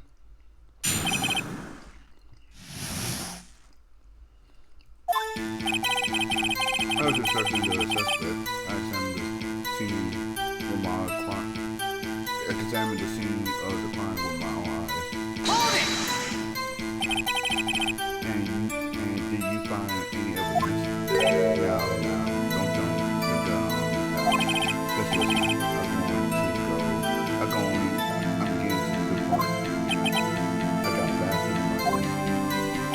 I found the mental man on a piece of paper next to the victim's body. Hold it! Just because you find it next to the body doesn't mean the victim wrote it. Again, who did write it? Smart thing. Who?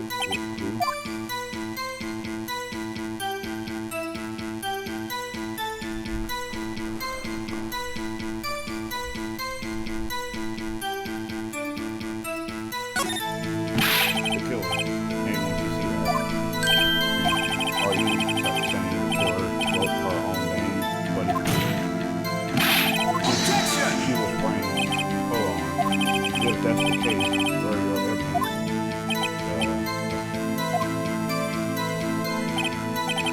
I guess that was a bit of a tall order. Those without evidence shouldn't open their mouths, Mr. White. Yeah, pal. Well, detective, tell us what was written on the memento you found. On it, the word bio was written clear in blood. Hold it!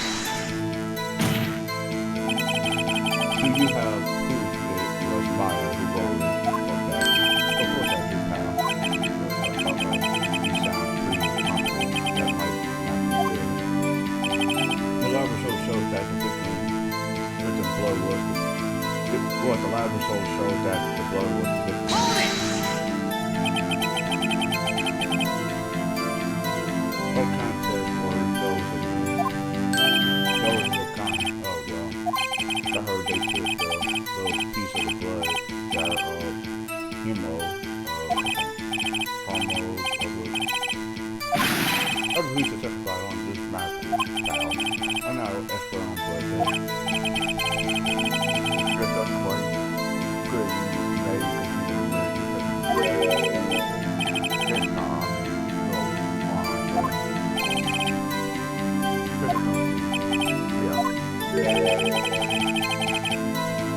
I took a poll for your after evaluation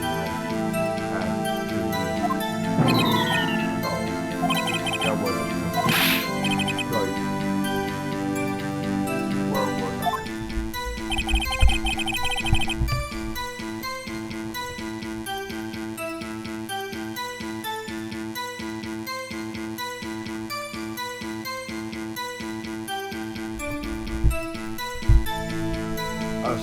Also, there was blood found on the victim's finger. Oh, which hand was the bloody finger detective? There was the blood, the right hand. She was right. She was right-handed.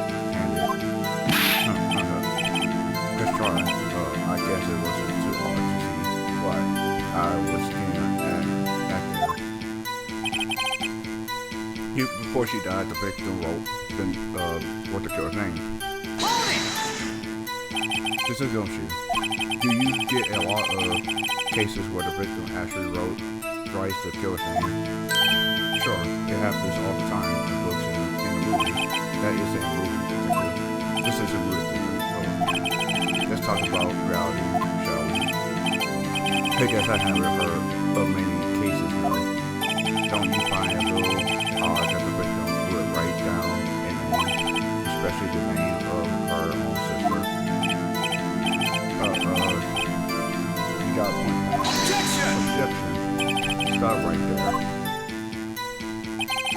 The witness' opinions on the matter is irrelevant. The facts are clear. The victim wrote down the name of the accused. The victim told us the name of the killer.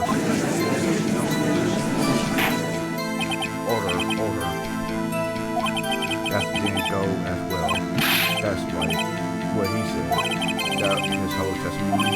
Okay, there has to be a contradiction in there somewhere. Let's find out.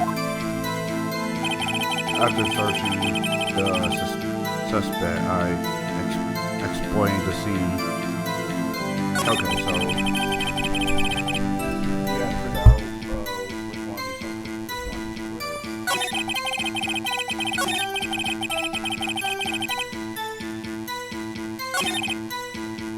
after searching the scene,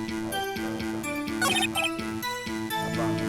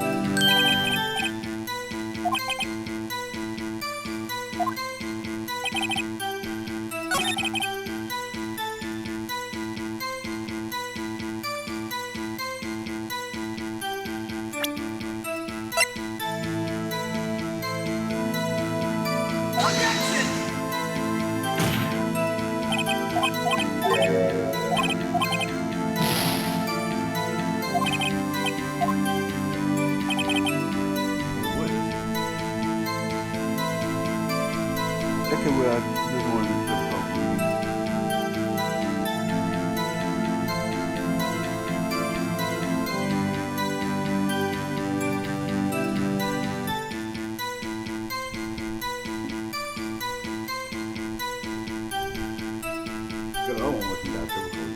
The other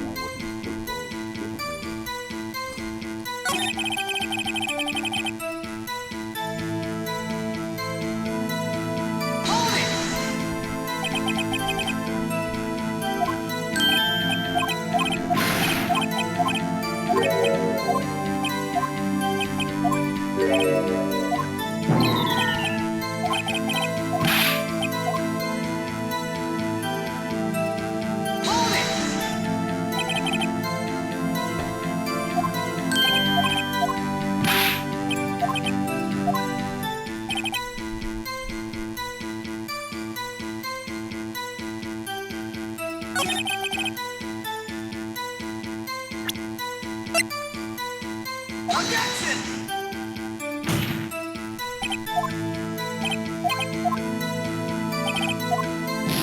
This is hard. Can't believe I've done this.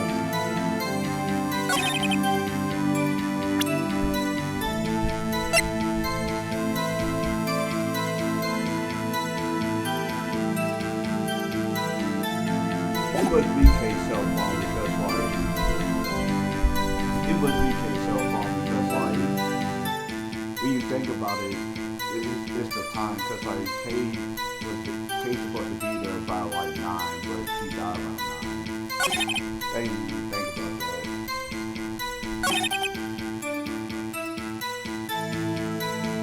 How'd you work the victim's name?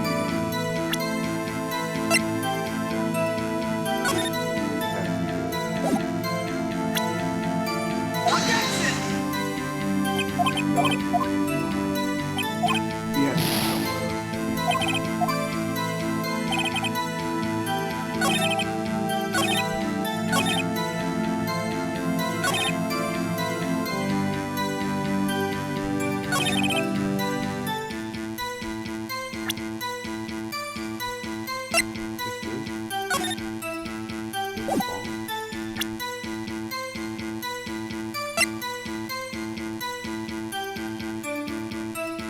Objection!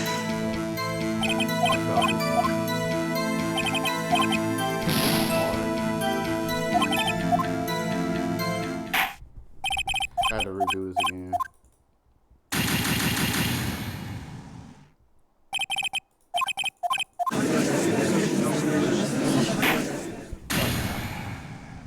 That's my first fail. That was hard.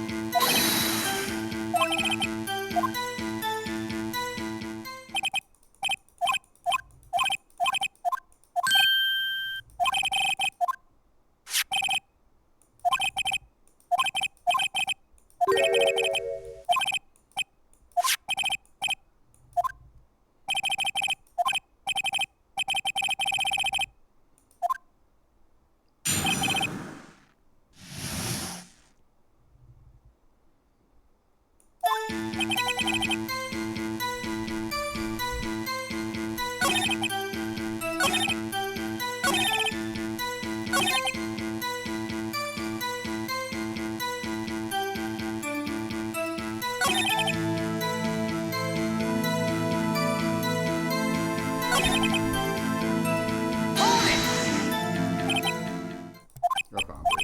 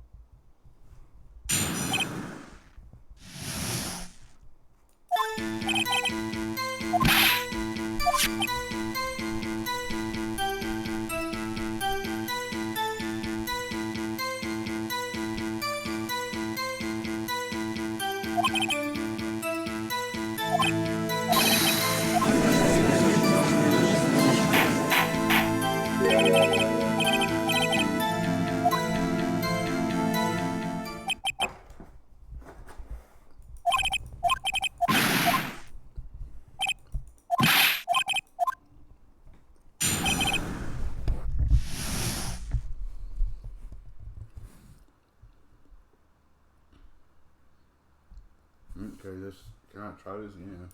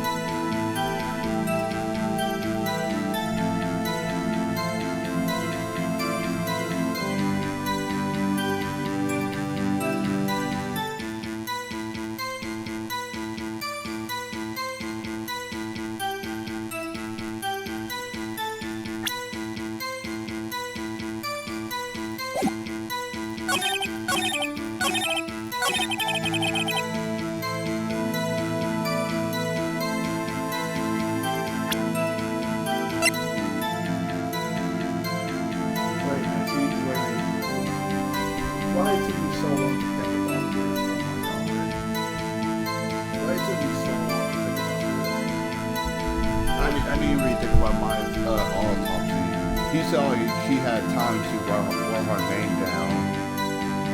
She had time to write her name down, write Maya's name down. But the problem is that she died instantaneously. I'm so stupid. I didn't even think about that. It's an autopsy. Objection! Oh my god. I didn't even think about that. Detective Gumshoe. there's one thing I want to clarify, which clarify for me here.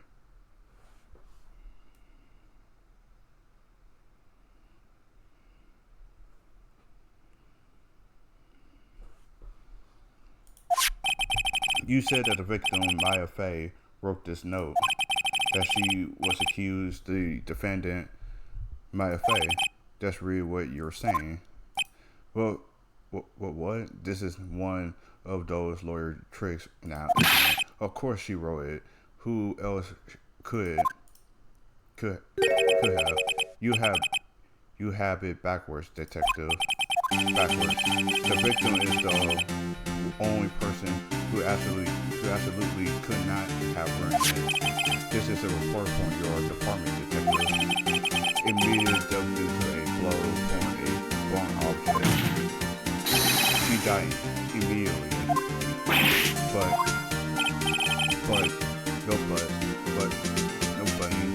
You way out of this one.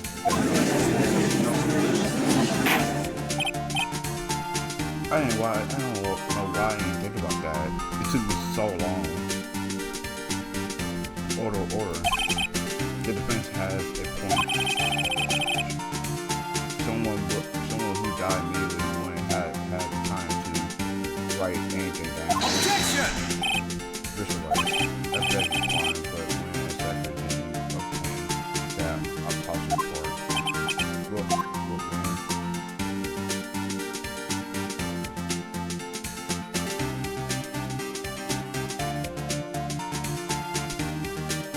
It wasn't the day of the murder.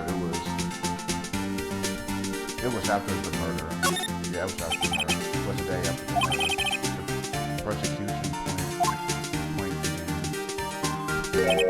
The autopsy report is outdated, Your Honor. What? The second autopsy was performed yesterday at my request. That was almost immediate due to a blow from a foreign object. But there is a possibility that the victim lived for several minutes after the blow. I received these results this morning. No way. Your Honor, it's quite easy to imagine that the victim did have the right bio. That's it all. Oh, I see. Damn you, Pittsburgh. I should have known you had something up your sleeve. Why, Mr. Wright? Something you want to say?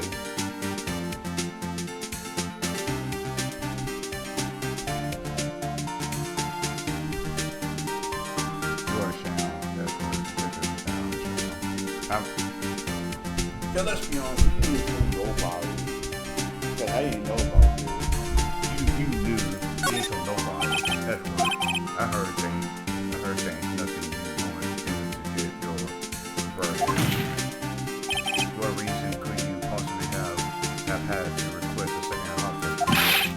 Like the defense will refrain from personal attacks on the prosecution.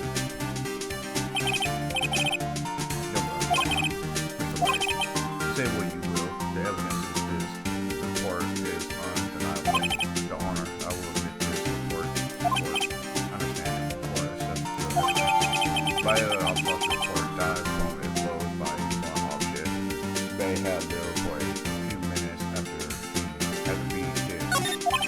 Well, Your Honor, the evidence strongly suggests the victim was identifying the killer. I suppose that's the obvious conclusion, yes.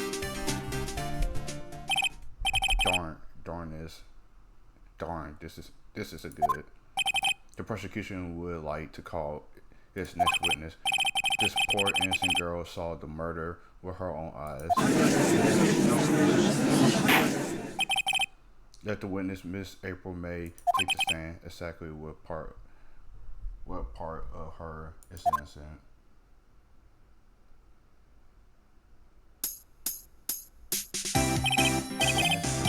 Please, April May.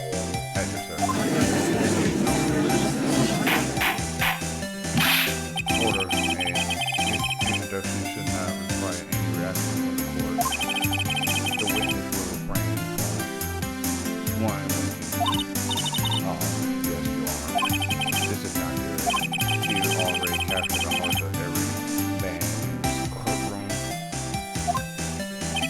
tell us where were you on the night of Silverfield when the murder occurred?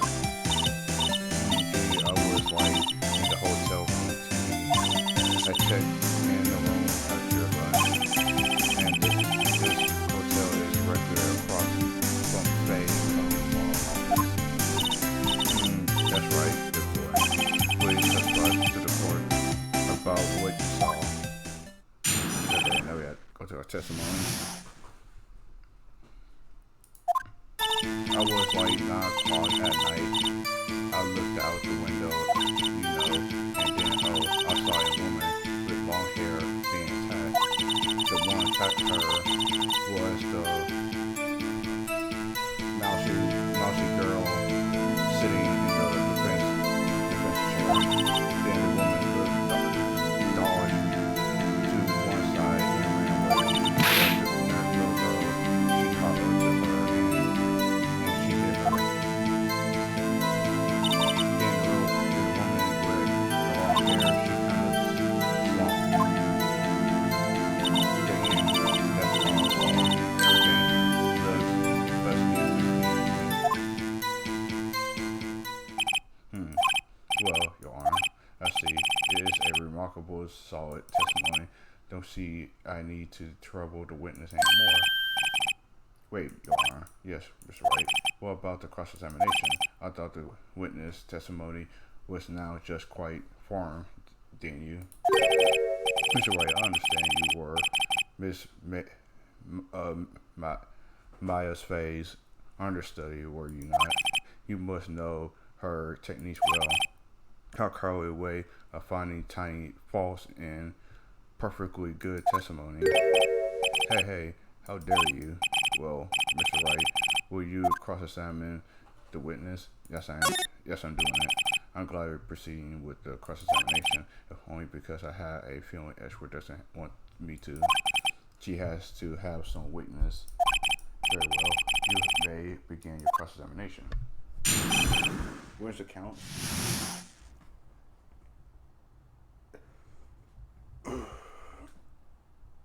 Let's go.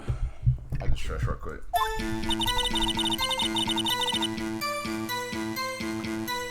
It was like 9 o'clock at night. I looked out the window, Hold it! Why do you do that? Why? Like, why would you look out the window where you expect to see something? That's good. You can't get out of this question that you do. I saw it, I had a feeling you're trying to avoid the question. Maybe I should press a little harder on this one. I don't press. I got to see how far I can run with this. Surely you must have reason to look out your window at that time of night. Objection! The call right there to Mr. Wright. I would not have ever break badgering my witness. Badgering. Instead of needling her with the trivial question. I really don't think it should be on this. Yeah, stop it. Order, Mr. Wright, you have been warned. Poor girl, what about poor me? You looked at the window, what did you see next? And then, I saw a woman with long hair being tied.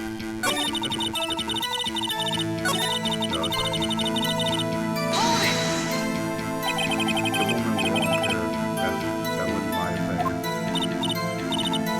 That Maya is Mia. I keep confusing both their names. Both their names is Mia Faye. Sorry, well, some people might say pretty if that shows pain. And the person attacking her. The one attacking her was the mousy little sitting in the defendant's chair. Hold it! How do you know she was the defendant? Well, she has a girlish, pussy woman, knows this thing. Look, I just know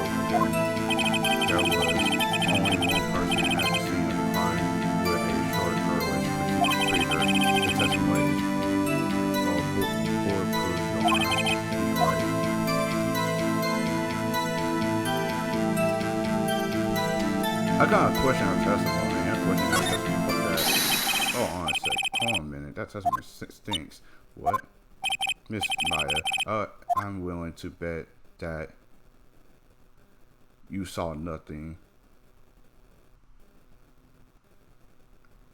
She's clearly lying. Are you telling the truth? Did you really see the defense?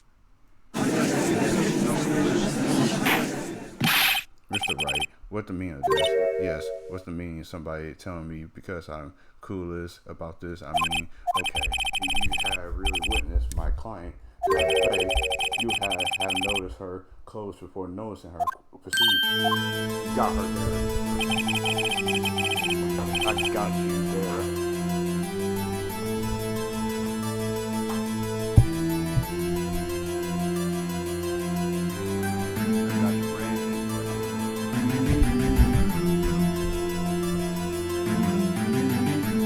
No one wears clothes like this on a daily basis except her. So, cause her clothes is like, people would not mistake her from some random girl, cause like her clothes are like wear just different from any other what girls wear, and she wasn't really being specific about her clothing. So like, she didn't see which girl attacked Mia, and I'm no expert on fashion, but her hairdo is far from normal to me. However, the witness testimony mentioned either of these things. The testimony is bogus, but still, we don't know if she was dressing that way the night of the murder. But no, she was. She still wore the dress. She was, Your Honor. I saw her, and so did Detective Gumshoe. Yeah. What do you say that, Miss May? What are you trying to say? You mean Laura? I saw what I saw. I just didn't think all the tripping little details were necessary because you knew that you didn't see Maya. You clearly were lying. The court would like to remind you to please admit nothing in your testimony. I'm sorry, Your Honor. I'll be a good girl. I promise you. The testimony again, and you would. Damn it, I almost had her.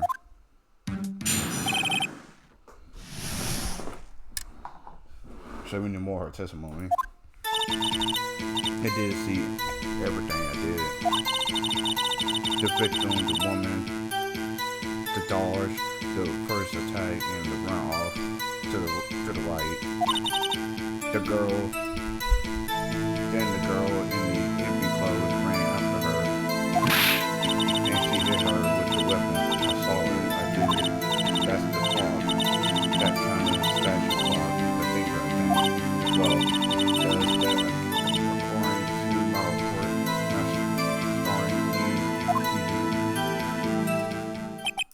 I see. Only witness you have been so detailed from the beginning. Please begin the cross-examination. Wait a minute, I have a problem with how you know it was the statue. I have a problem with that. How you know it was the statue? So you saw me then too, of course. I don't know that spiky hair anywhere. Spiky.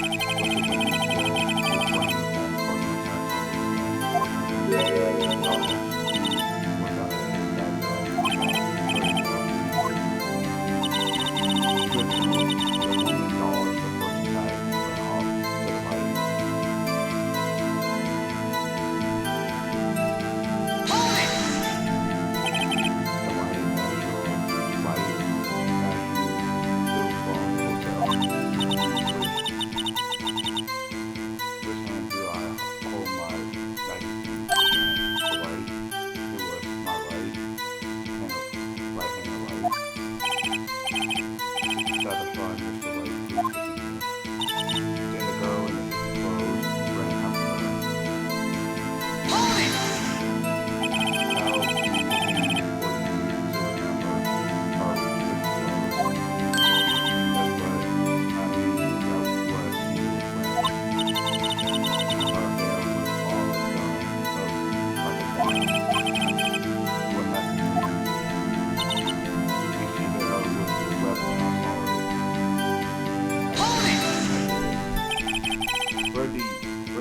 this weapon came from. She picked it up from the desk. What sort of weapon was it? That clock, that kind of statue clock, the thinker. The problem is that how does she know that? Because the rest of them, like the gumshoe is don't know would not know that the thinker was the clock. How does she know that? We got her on this, but how you knew that? The clock. Then this came up in another testimony recently. Well, don't look at sword, Mr. Lawyer. You can't win them. Win all of them. No, but I have a feeling on to something now.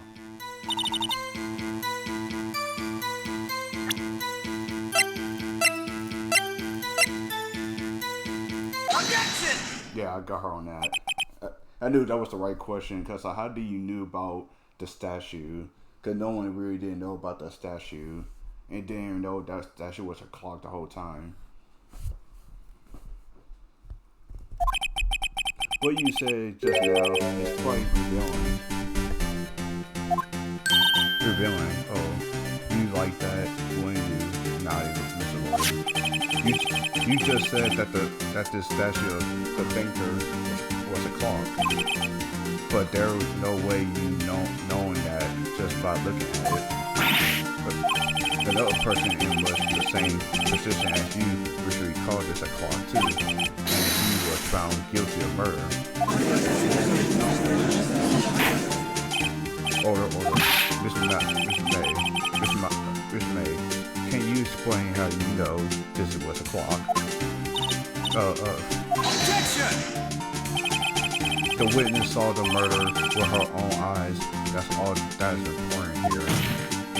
The defense is trying to confuse the issue with trivial concerns.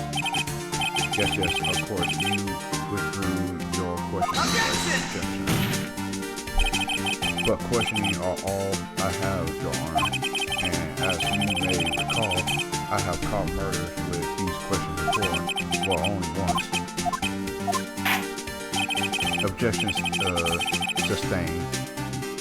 You may continue questioning the witness. That was close.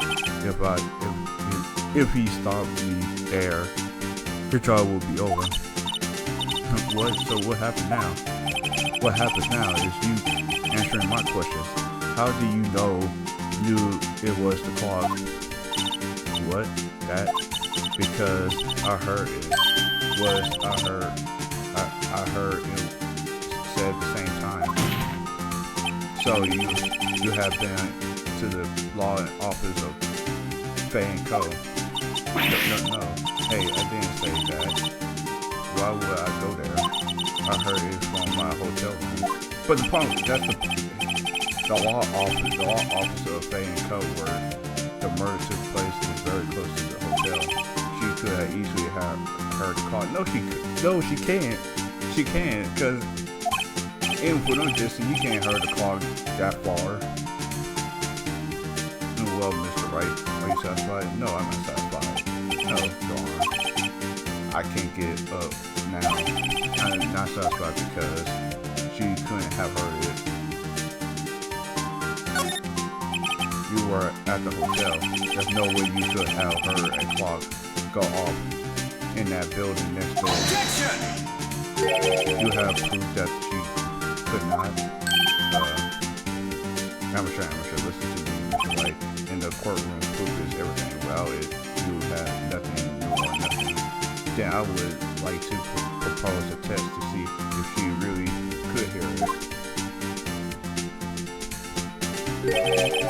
Prosecution denies your request. What? On what grounds? This is a trivial matter with no direct bearing on the case at hand. Indeed, objections sustained.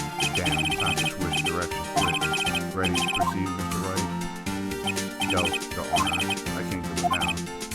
Oh, okay. It couldn't have. Oh yeah, because it couldn't have run because of Maya and Mia's conversation. She took the batteries out. She's right. I forgot about that. Yeah, I should have gone with that. They should have done with that one first. Your Honor, members of the court. It is inconvenient that the clock in question ring is empty. The clock is missing its clockwork. How could you possibly just take a look right now? Oh, sees anything interesting, Your Honor? It is as the defense said. This clock is missing its clockwork. It's quite empty. Mr. Wright, will you care to explain to the court the meaning of this? It is as you see, the clock was empty. It couldn't have rain. Therefore, this witness is a big fat liar. Fat? Well, Miss May. Ticks. Quite the show you put on for us, Mr. Wright. He knew the clock was empty. Somehow, he knew. I'm afraid you've done one thing, however. Indeed, the clock was empty. As you said, it can't ring. However, we must ask, when was the clockwork removed? If it was after the witness heard the clock, then there was no contradiction. We got I guess that phone. That's true. That is a possibility. The car might have been empty after she heard it, and that is exactly what happened, Your Honor. Well, Mr. Wright, could you prove when the clockwork was removed? Yes, I can prove it. Impossible, of course. I have proof. What? Wasn't it if you who told me proof is everything? Well, I was listening, and now I will show you the proof you like to see so much. The evidence that proves when the clockwork was removed. The cell phone. Take that! Take a look at this. That's a very cute cell phone. You have a girly phone. Wait, this isn't my phone. Listen, this is the defense cell phone. It contains a recording.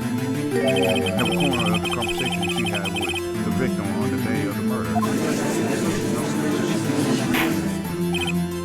Order. That's the best cell phone. This was brought to my attention. It wasn't brought to my attention. This is funny. I like how when Ashworth gets mad. This is a funny scene. I always see these memes of Ashworth. It always be funny.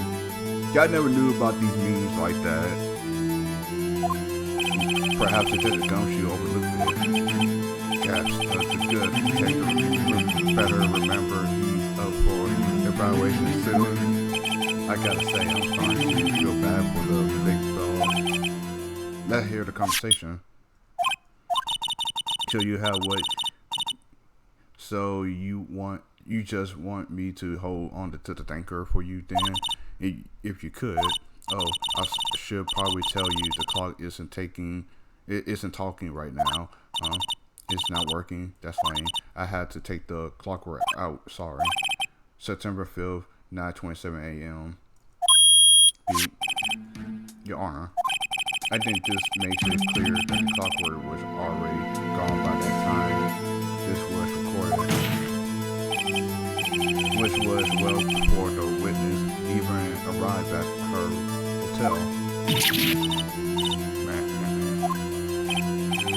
Well, Miss May, will you care to explain to the court just how did you know that the weapon wasn't a clock? Well, isn't it obvious? I saw the clock before. What sort was that again? I go to so many. Oops, I forgot. Wait. So the witness has seen it before. That would make sense. Doesn't the defense have any objections? Yeah, I have an objection. How have you seen it? It's only like 2 creations. It was Larry's design. It was nowhere in the world. It was only 2 designs. One that the detectives and them guy did, the one that he gave to Maya. The witness claims she has seen it before, but this directly contradicts a piece of evidence already submitted to this court. Well then, let's see. Perhaps please proceed with evidence that will provide this witness had not seen this before. Yeah, Larry's finger statue. Take that! It's simple. The clockwork was never in any store ever. What? A friend of mine made this clock. Only two assistants in the world. Then the one that isn't here is in the police custody, yo. Impossible. Everything is on sale. Is sold in stores. Mr. May, I think it's high time you went shopping for a better excuse. Oh, excuse not on sale today. Oh.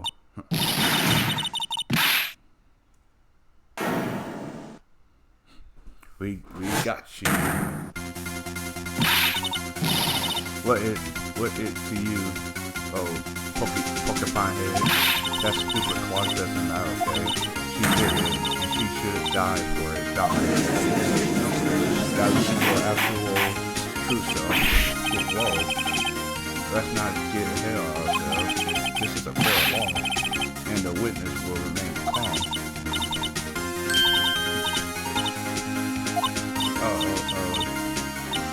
Silly. Yeah, I like music. I guess I didn't teach you scary. This may let me ask. Tell me, how do you know the weapon was a clock? Oh dear. Does the defense have an opinion on this behavior? Okay. Yes, Your Honor. Allow me to explain how I see the truth of the matter. Miss April May, you know that the weapon was a clock because you held it, you had heard about it. The witness had never had the clock in her hand. However, she had heard that it was a clock. She heard. That is correct, Your Honor. There is no other way. She could have known the thinker was a clock. And I can show you the proof. Well, this is it. Let's see it again. Show me evidence proving that the witness had heard the murder weapon was a clock. Yeah, the wiretap. Take that! How you look at that? I found this in Miss Maple. Mr. Wright, please explain to the court what this is. This April May, you were tapping the victim, Miss Maya Faye's phone, were you not? Objection! Your Honor, this is irrelevant. I'm not entirely sure that it is objectionable. It truly means that our witness was in possession of a wiretap. This is outrageous. Does the defense truly claim that the witness was tapping her phone? Absolutely. Even if that was the case, which is not, we still have to prove one thing. Did the victims ever say that the weapon was a clock on the phone? Could you prove that? Oh yeah, I think I can. It's simple. What? Here's my proof. The proof that the victim said on the phone that the weapon was a clock is...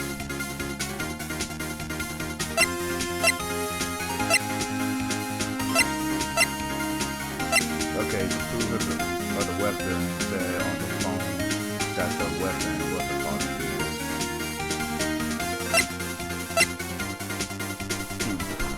Gotta have to think about this one.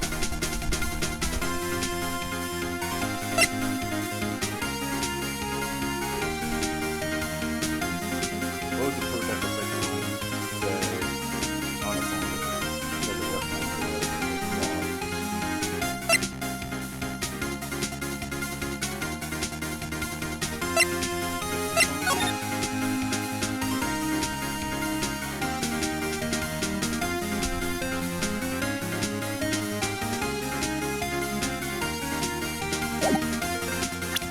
I think it must be phone. Take that! I present defense cell phone. Yes, you see that. Listen once more to the conversation between the defense and the victim. So I was right. It was the phone again. Maya, what's up? You have been calling a while. Okay, so I was right. It was the cell phone again. Yeah, I used it twice. Well, actually, there's something I want you to hold on to me for. Again, what is it this time? It's a clock. It made to look like look like the statue, the thinker. It tells you the time. There we go. Miss April May, you used a wiretap to listen to this conversation. That's how you know the thinker was a clock. And am I wrong? Objection! Your Honor, this is ridiculous. Your Honor, look at the witness's face. Does she seem amused to you? The defense demands an answer. Witness, answer the question. Did you tap her phone? Miss May, shut up, all you. What gives you the right? You lawyer. I couldn't even read the other one. Okay, it was so fast. It's not fair. All you gooning up to me like this, ganging up on me like this. Oh, so I'm the bad girl. Isn't that it? Isn't it? Isn't it? Yes, you the bad. Yeah, you're a bad girl. You were working with that. You were working with Wright. That did. Of course, seeing the real Miss April May now. Now to deal with the final blow. You did, didn't you? Why the wiretap? Why did you tap her phone? Answer the question. Did I have to? Isn't this a murder trial? Isn't tippy tapping irrelevant? She's saying exactly what Edward wanted her to say. Listen, man, you were tapping the victim's phone. I hardly call that irrelevant. Well, the court does not condone the defense tone of voice. He has a point. Well, Miss May, do you have any explanation for the court? Can you prove you had nothing to do with this murder, even though you tapped her phone? I'd like to see her pull this off. Wow. Mr. Lawyer, I saw that evil grin. You were probably thinking, oh, I'd like to see her pull that off, weren't you? Damn, she good. Well, you're not the first man who thought that, and of course, I will. You can't be serious, no way. Way? I say way, and, I assure you, I'm serious, Mr. Lawyer. Okay, so the killing happened around 9 o'clock at night. Why that just when I was getting room service from the sweet bellboy. Room service? Iced coffee, I believe it was. Iced coffee, you know, like normal coffee, but cold. If you don't drink it quick, the ice melt, and then you have regular cold coffee, iced coffee. Thinking I'm making this up, asked the bellboy, wink. Ergo, the witness was not on the scene at the time of the murder.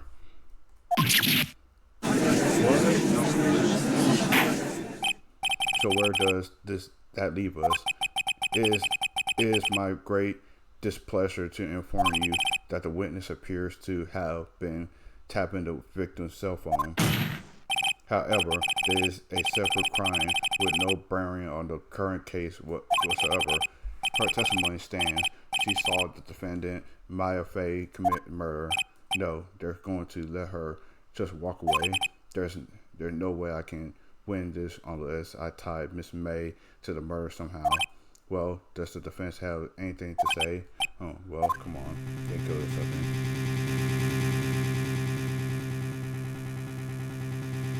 Let's continue to examine her right on with the cross-examination.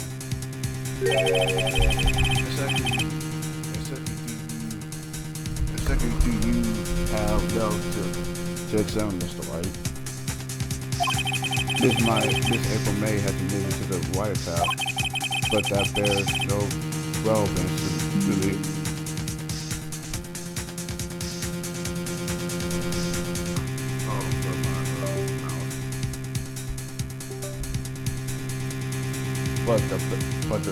but there's no relevance to the case at hand, murder. There's no way you can prove any connection. Think this can't be the end, but I'm not out of it. You believe cross-examination over. Mr. Edward, does the prosecution have any other witnesses to call? None, Your Honor. She's the last. What? But that means Maya's guilty. Wait, Your Honor. Yes, Mr. Wright. The defense would like to call the bellboy after all. Tis. As I thought. May I remind you, dear Mr. Wright, should you question the bellboy and Miss April May alibi proves to be solid, then by default your client, Miss Maya Fay, will be pronounced guilty. Are you prepared to accept my conditions? Edward, he got me back into a corner, but I don't see any other way to take this. Except, very well, the court calls the hotel bellboy to the stand. I believe we're ready for the witness to testify. He certainly does look like a bellboy. Yes, sir. I received your summons in the middle of the work, sir. I'm happy to be of service.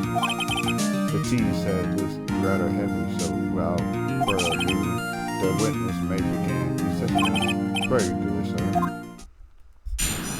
sir. Here's testimony.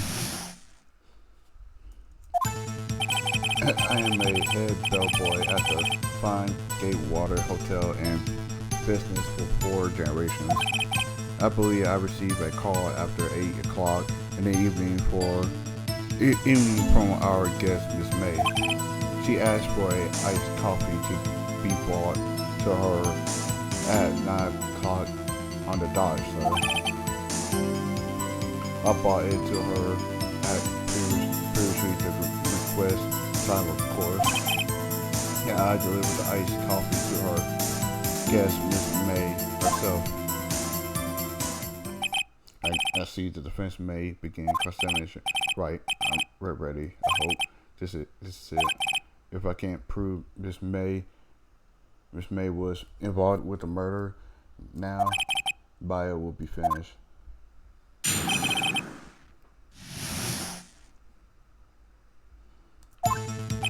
I am a head bellboy at the Fine Gatewater Hotel in business for 4 generations. What exactly is it you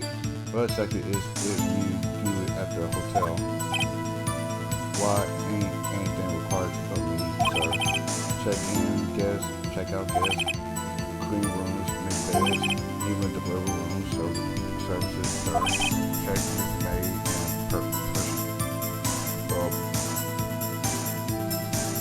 personally, I like to read that. Are you always so praying? Mr. Wright, you will refrain from asking frivolous questions.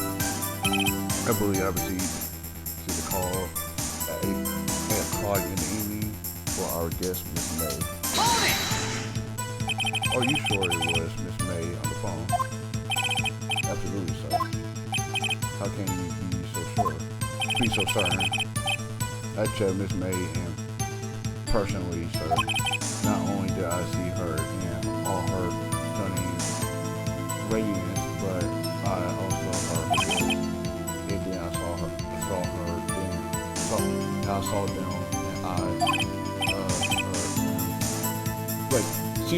oh, it's all about her breast. The point being, I remember her quite well, sir. Yes, what then? She asked for a iced coffee to be brought to her at 9 o'clock on the dot, sir.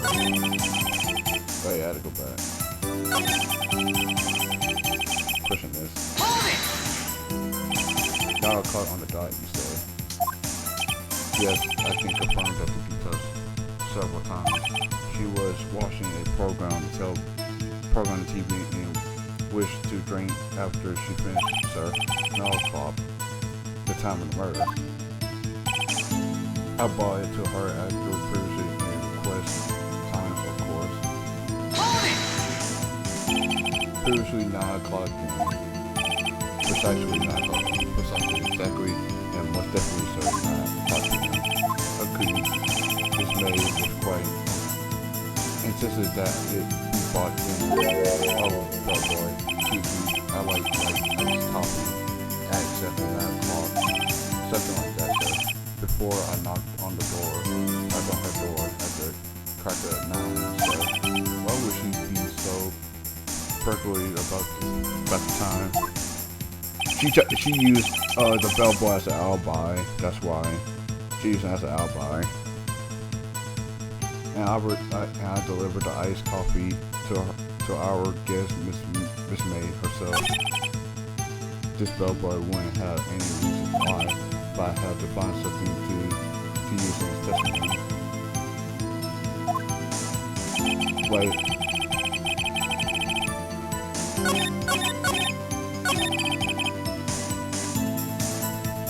I forgot the question is.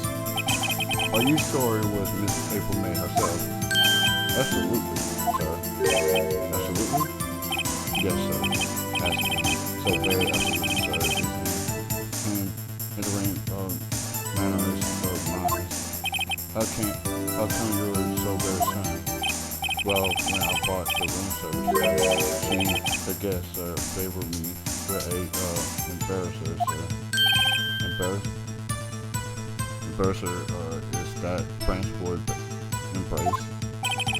It's French for kiss, sir, but not a French kiss, sir. More of a peek of the cheek. But why would she have done that?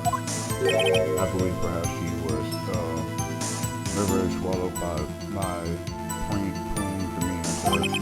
It was a moment I shall never ever forget, sir.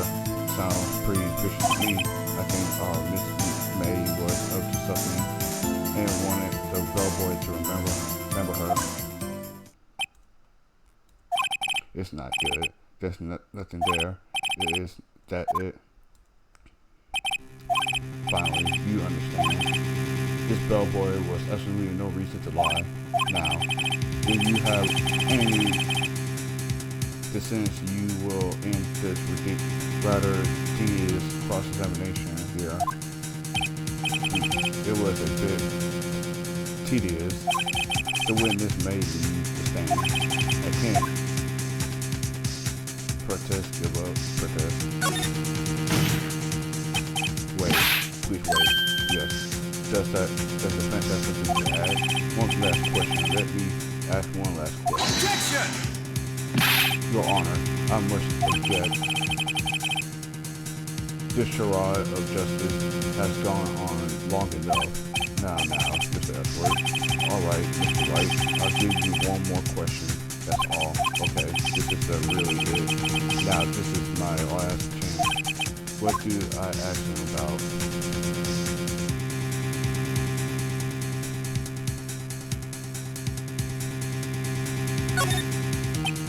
Tell me about room service. Again, sir, second 9 o'clock, I deliver room service to Miss May and room 303. The guest had requested iced coffee, $80 was the charge. I recall. I see. $80, doesn't that seem big? Yes, well, iced coffee for 2, you know, and we don't skinny on the ice, sir. Wait a minute, we got him on that. We got him. We got him on that. I thought I got the wrong thing. I thought I got it wrong, but no, I got it right. He said like it was for 2. It got expensive because it got for 2. We got him on that. So it was supposed to be 2 people there.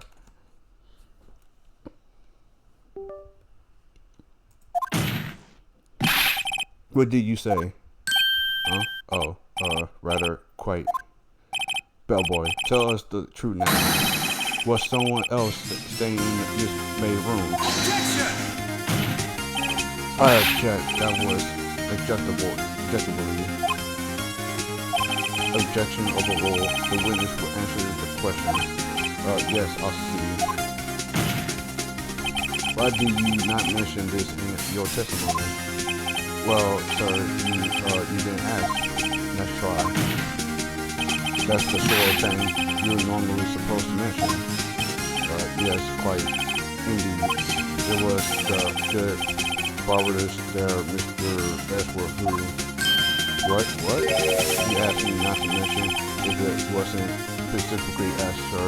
So Ashworth told him not to tell us, you asshole. Listen, I like Ashworth, especially when it goes down to his game. But around this time, man, he's a piece of shit. He's just going to sit here and lie. Yeah, I got Ashworth. You fool. You done it. I have won. Miss Errol May checked into a twin room with a man. Correction.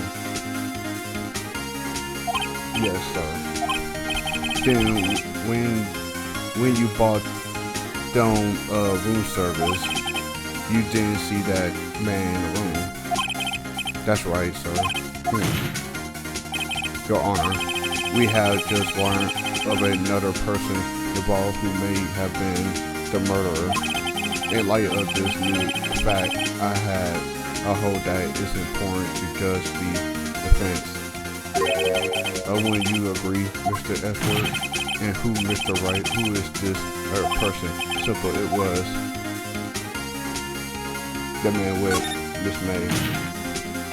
The man who checked in with Miss May. Your Honor, as has been specifically revealed,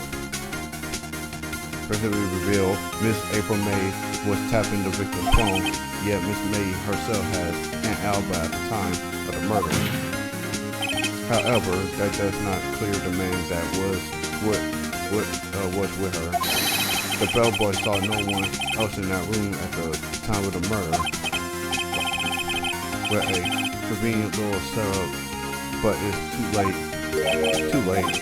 It's supposed to be like it. Like if it was too late, wouldn't you? After all, it was you who hid the presence of the other man from this court. Upstart, amateur. These accusations are ludicrous. Enough. The court acknowledged the defense argument. I expect the prosecution and the defense to look into this matter fully. Am I understood? Yes, Your Honor. That is all today for the trial of Ms. Maya Fay. Court is adjourned.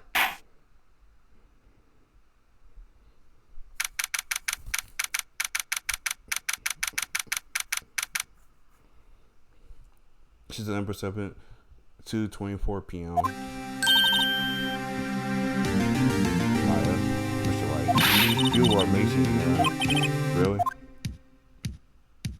I think I might be your newest fan. I was just doing my job,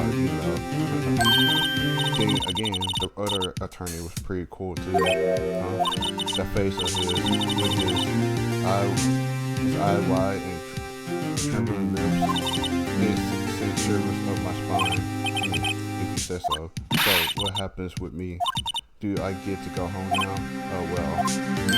No, I don't think so, Rick. Not yet. I see. But I got a great lead into this trial, at least. That man with Miss May, he's the key. I get it. What happens to Miss May after that? Anyway, I heard they arrested her. I guess she learning her car wouldn't work anywhere. Probably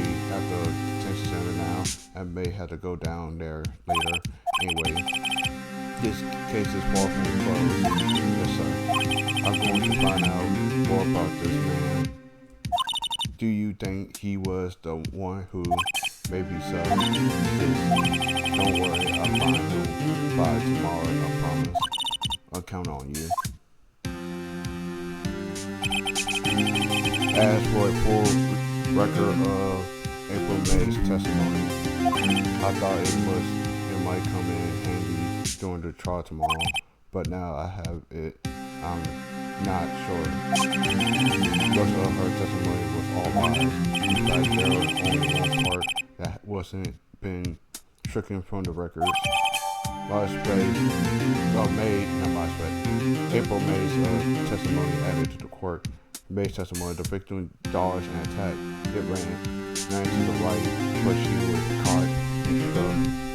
I didn't know how much good this would do me at all now. Anyway, time to hit the permit and do some investigating. Maya doesn't belong in that detention center. It's not. It up to me. Self free. To be continued.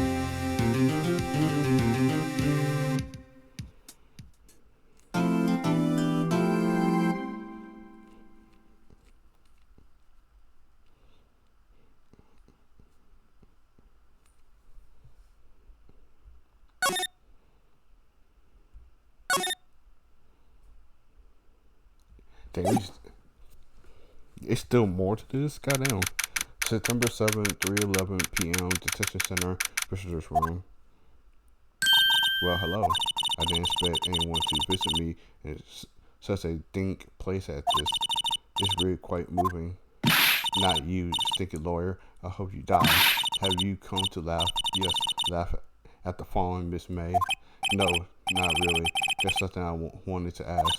Unfortunately, there is nothing I want to be asked.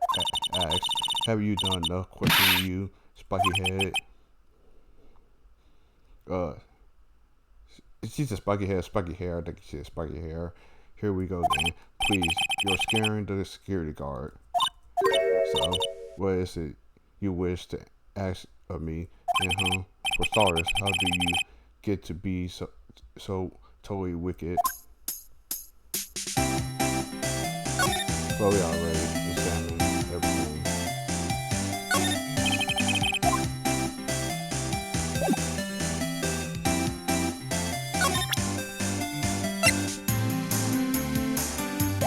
Let's talk to her. The man, the wife, your attitude. Let's go with her attitude. Say, why are you so angry?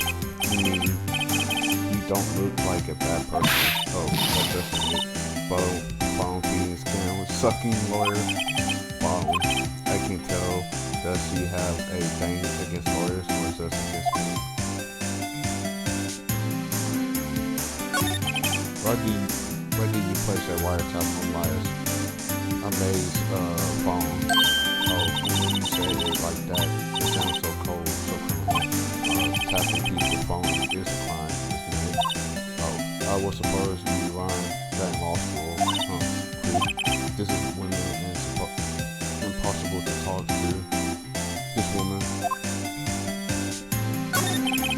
About the man who's staying with you in your hotel room. Can you tell me about him? Where is he? No way. Jose. Maybe if I had something to get her to talk about the wiretap.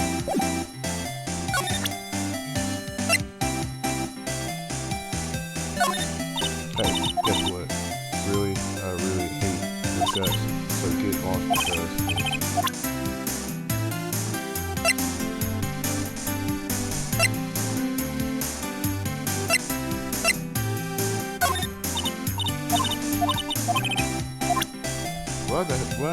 what I have to give her? So it's not the wiretap.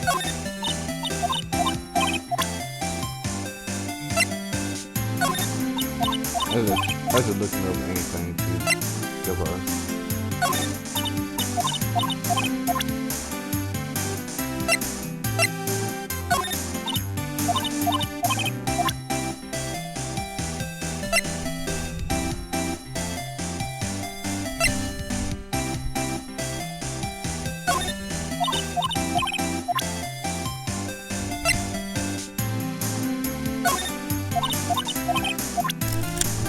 we got nothing for her.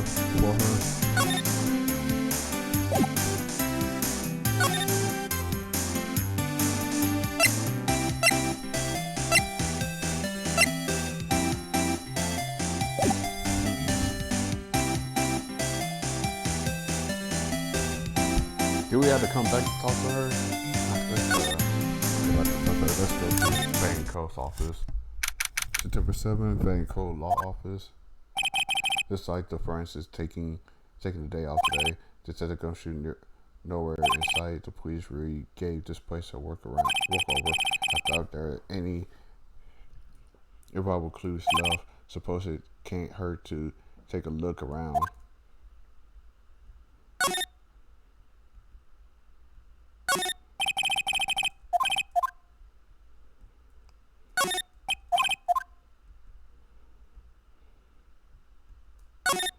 I think it's really much nothing here, but always check everywhere.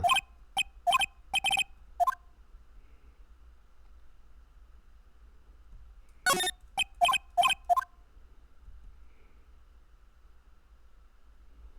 there's nothing here, so we have to go back. Yeah, let's search our place. Oh, welcome, sir. Quite the performance today, if I dare say so myself. Oh, thanks. Sorry for putting you on the spot like that. No. That's not all, sir. Your efforts today can only help the gateway route, as they say. Oh, route. Yes, our representative will saw at this hotel where the murderer used a wiretap. We can charge a premium for this room. Of course, it will be great for business, sir. Whoa. Miss May hasn't been charged with murder. Oh, two will become famous. The bellboy who bought the murder of iced coffee. Why do I feel like we're both stuck in the same bad dream? So you are our honored guest.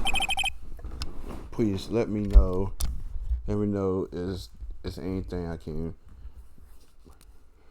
bring you. Let's talk to you. About Miss Maya. Oh, her. Sorry, not to boast, but I know the moment I saw her, she do it. I said, do what? I'm trying to think the most suspicious person here is this guy.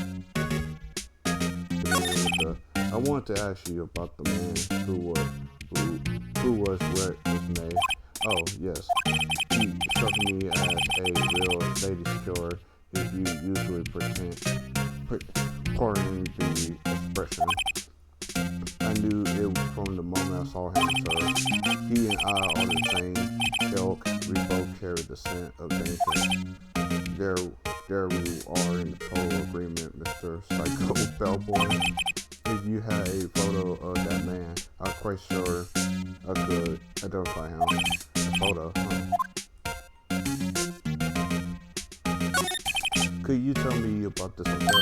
Absolutely. And on that subject, I have an excellent idea, sir. Currently, this hotel is known as the Gatewater. I propose that we added a subtitle. The Gatewater Hotel Murder Manor. Well, what do you think? Sounds great. Whatever bullshit T said.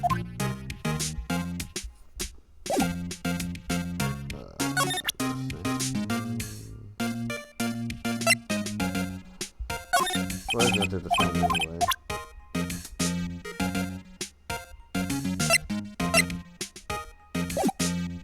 That's a second round.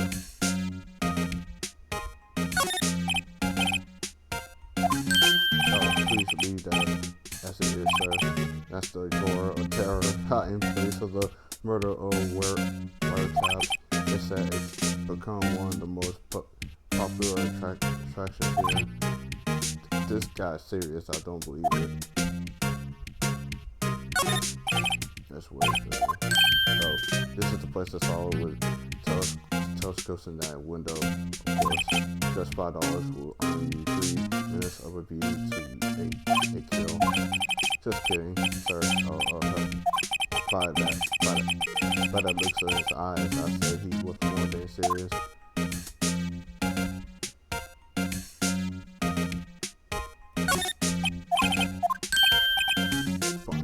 Before you, if you could please refrain from touching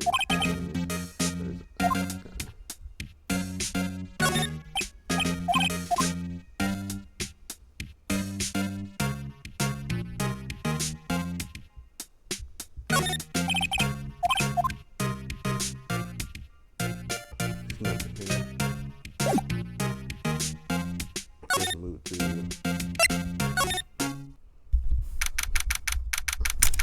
Oh, it's a picture now. It's a picture right there. Cause that picture wasn't right there when we wasn't obvious before. Just like Grossberg is out today again. Maybe he avoid me for some reason. It's that picture. Wait, and the thing's gone. I just noticed that the thing gone. Wait a second. Wasn't there a giant painting hanging on that wall? Yeah, it was. A painting of... It's a picture, man. Wasn't it a very memorable painting anyhow?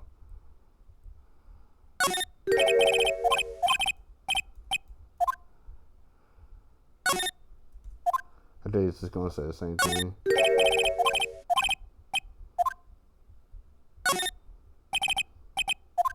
Yeah, look at this photo.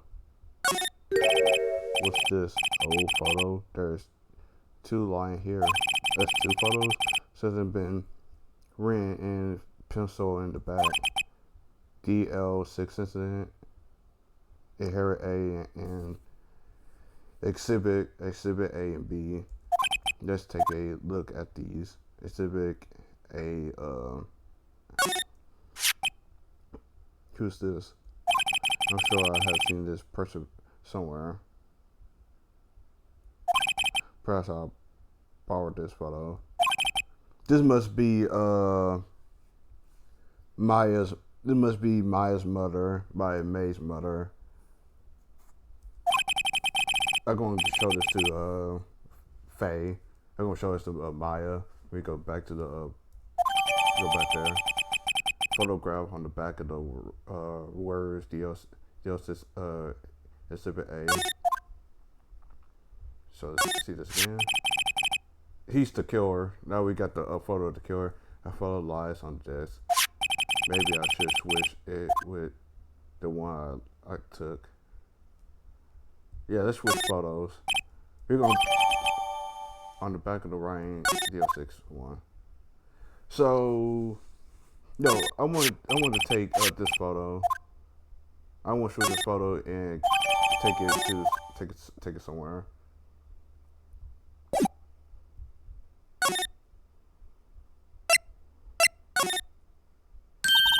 Again. I thought I was gonna give it to Maya, but I may have to go back to. No, I think I have to take this photo. Yeah, let's take this photo. And we're gonna come back here. Come back here and take the other photo. Yeah, let's go back. Move. Let's go to Gay Wall. Let's talk to that guy.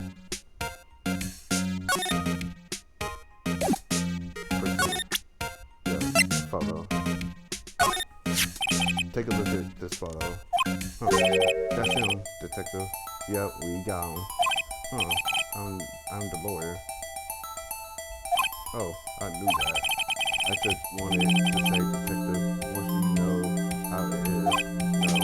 No, I don't. Without a doubt, this is the man who checked in with Miss April May. How about Wright and it was a sweater that's him. Like, this guy is way too excited about this. Have him write it. Yeah, have him write it. Of course, sir. Why not? Yes. I always wanted to write, and from henceforth I will be known as Bellboy who served I can't read pronounce that word, just hurry up. Bellboy described the man who stayed with Miss May at the hotel on the night of the murder. Cause he's important, cause like he saw he saw both of them. He's important. Not even Miss May can play dumb this time. Yeah. Let's move to. Guess this is pizza. We got something for you, Miss May. How you look at this? Look, I said several times. I'm not telling you. Where do you? Reaction. You have got a reaction out of her. This is him, isn't it? What? Who? When? Why? It is him. This is the man who stayed in your hotel room the night of the murder. No, that's not right. Nice try, Miss Crisper. I can't read things sometimes. Do you have proof that was him? Yeah, proof. Show me the proof. I'm so close. Yes, we got the proof that the bellboy told us. Do you have a look at this? Well, that the bellboy it tells us everything. Just like the man that who was the most evident guy. He's so hard. Yeah, hard. This is it all or nothing. Time to do a little. Yeah. No use playing dumb. If you need it, definitely act. If you don't talk, I'm taking this info to the press. What? Even though he should have been witness to the murder, the little brain was missing. I'm sure the press would have a field day with his fine, I talk. You lawyer. That's so good. Great to be with my life. All you pumping your fist. Yeah, now tell me about the man you were with. Yeah, man, he's my boss. Red, White, the president of the information gathering conglomerate of Blueport. Red, White, information gathering. Well, I suppose you could tell it to with you the night of the murder. I'm scared to talk. I don't want to end up like her. End up like who? It's okay. It just asked Mr. White. So, can you tell me where Bullcore is located? Mr. White, at last. Finally, I led onto this guy. Leads on this guy. If April May couldn't have done it, that leaves him. Time to take action. Red boy discard. So we discarded it because we don't really need it anymore.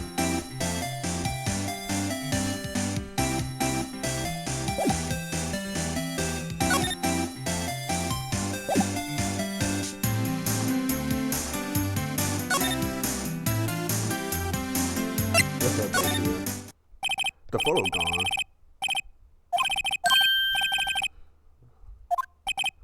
You again.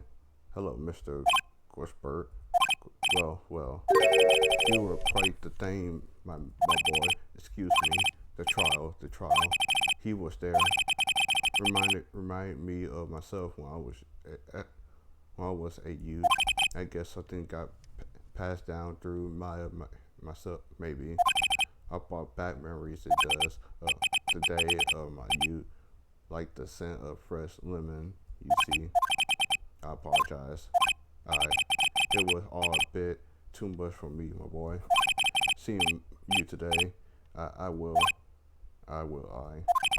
appreciate the reminiscence, but I'd much rather you give me some information. You need to talk, so you came to see the trial. Yes, I did. Something bothering me all last night. You you see, I couldn't get that because really, what was that? Well, you see, it's just my sister, that poor girl.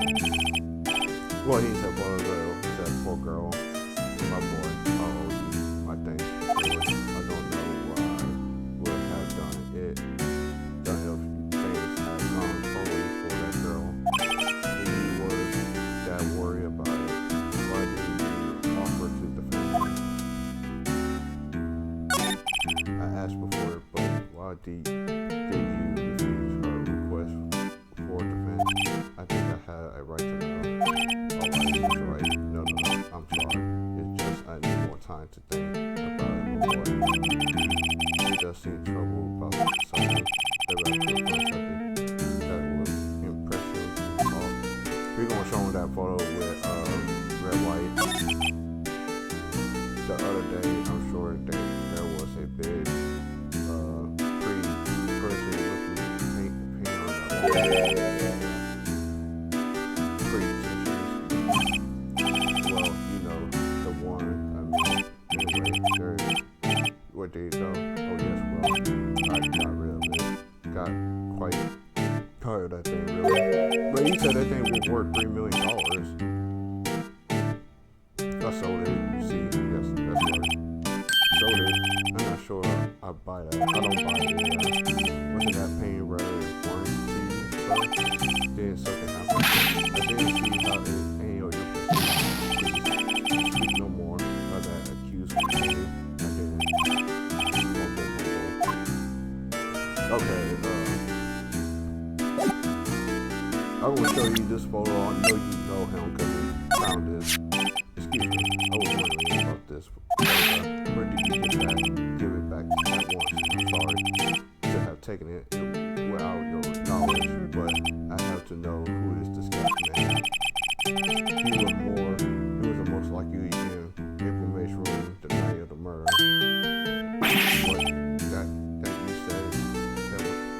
What that you say, are you quite sure, my boy? Perhaps, a fluster, I beg your pardon, but I must ask you, I need to be on. I fall asleep.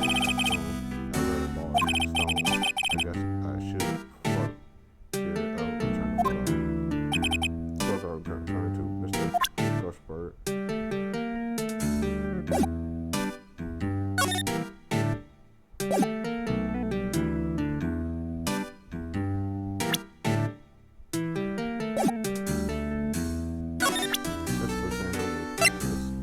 You're not gonna say much more, but yeah, you're not gonna say much about it.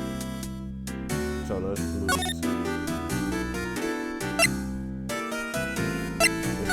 to go to his building.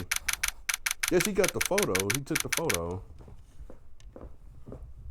He took the painting. September 7th, Blue Court Industries Code Office. Look with the surreal decor. Welcome. Please friendship me with the title of your. I can't pronounce the word. What the? Your name. What's your name? I was just I can't pronounce the word. I'm sorry. Y'all had to spell it. Asking the title that you go by. Wright. Phoenix Wright.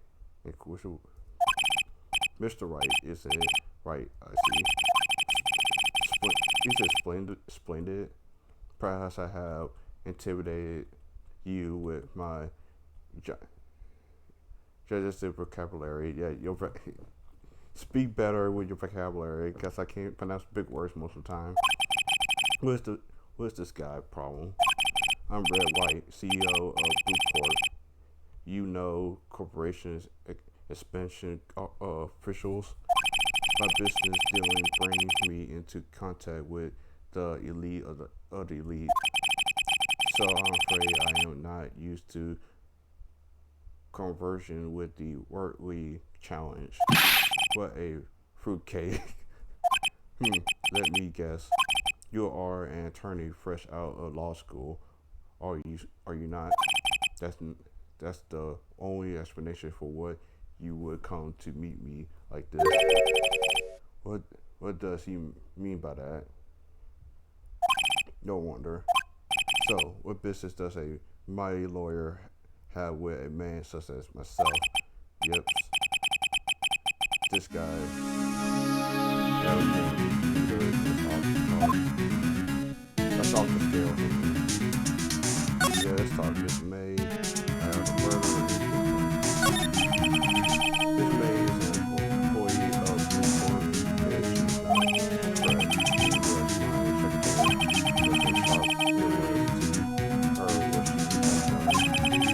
What she had done, you mean the workhouse? Indeed, she is paid to answer phones. Her job description. She does rather information for us as part of her duties, but I assure you, we do not condone illegal methods. Is it incorrectly that she would do that? It sounds like he's trying to turn Miss May into a scapegoat. Yeah, that's what he's doing. That's clear what he's doing. That's trying to scapegoat. On the night of the murder, were you in Garcia's hotel room? Who can say?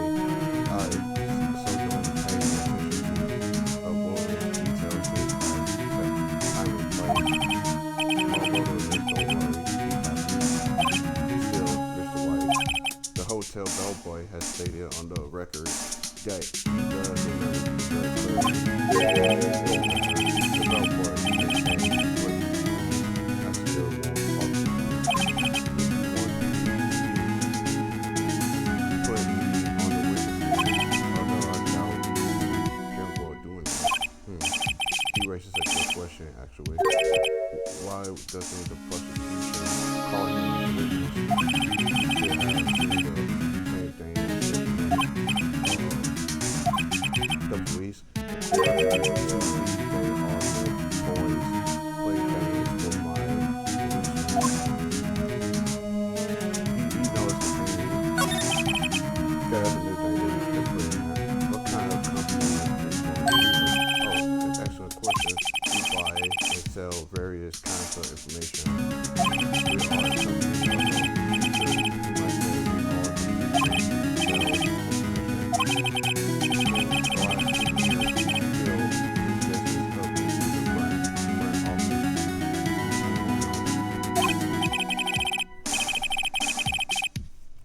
Oh, in case you were wondering, Blue Code was named after the color blue. Red, white, Blue Code as founder and CEO.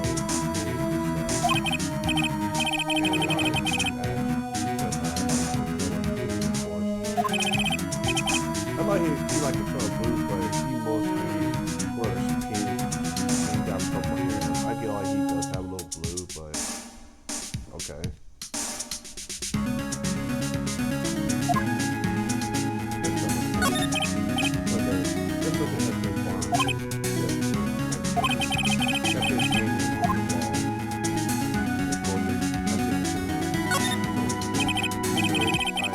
I have been seeing that painted before.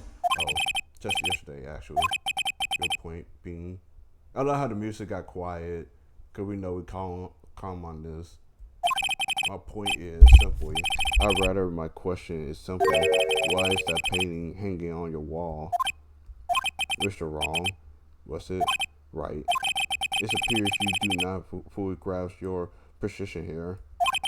I ask again, who are you? Oh, a lawyer. No, my feeble friend and mere lawyer. Word nothing. Simple nada. Nada. Just like that sorry excuse for an attorney. Grady Burger. What? Oh. What's happening? He punched me. This dude punched me? The fuck? Well, Mr. Lawyer, what would you do? Charge me with assault? Shit. Charge. Away. I'll welcome you. For it is to you who will be found guilty.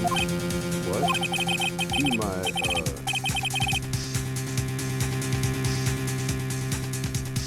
police, and of course, they all assume my business. So you say, but I wonder if that kind of control really possible. I don't expect you to understand it's the world beyond your comprehension. You came here from Grody Burger, I presume, Mr. Grossberg, yes. Then you must ask him, why is it that this king of his hanging there? Perhaps then he will tell you. Perhaps he was explain how men can live long, for personal profit. Gardner pronoun, skedaddle, there is nothing more to shit. I know you to kill you, shit. Yeah, I'm gonna present this and show you something. Oh, so he can't present this to you yet? So we can't present this stuff for you yet. Okay, we leave. Here we go into the section and see what's going on here. Okay, she's gone. No more her. Let's go back there. He's quiet. I don't think he noticed me standing here. Maybe I should clear my throat. Jumping G-horse. What? Oh, you. What wrong? You look so pensive, like an old man at the end of his days. Well, he is an old man. He's like almost 60. I'm not sedal yet. I was just thinking about this whole mess. Something really bothers him. That much is clear. Today's trial. Your refusal, Mr. White. So you came to see the trial? Yes, I did. Something was bothering me all this last night. You see, I couldn't sleep. Really? Or was that? Oh, it's just the same thing.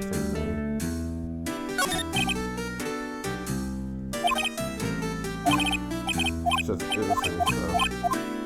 We're going to talk to him about Mr. Wright. So I paid Blue Court visit. Oh, I see, Mr. Grossberg. I have to admit something has been bothering me. Oh, what is it? Well, out with my boy. You see, it just a photo of Mr. White. Why wouldn't you defend Maya? Painting Grossberg, sir. There was a giant painting hanging right there the other day. Was there not? The one you said you had no intent of being the part with? No, I saw it today. It was on CEO office at Blue Court, Red White office. So you noticed. I suppose I have. Guess you would. It is a large painting. Mr. Grossberg, I know you and Mr. White were connected somehow. Connected, you say. Yes. I know what it is. He's blackmailing him. Mr. White has something on you. Doesn't he blackmail? Yep, he blackmail. I think that painting is pretty proof.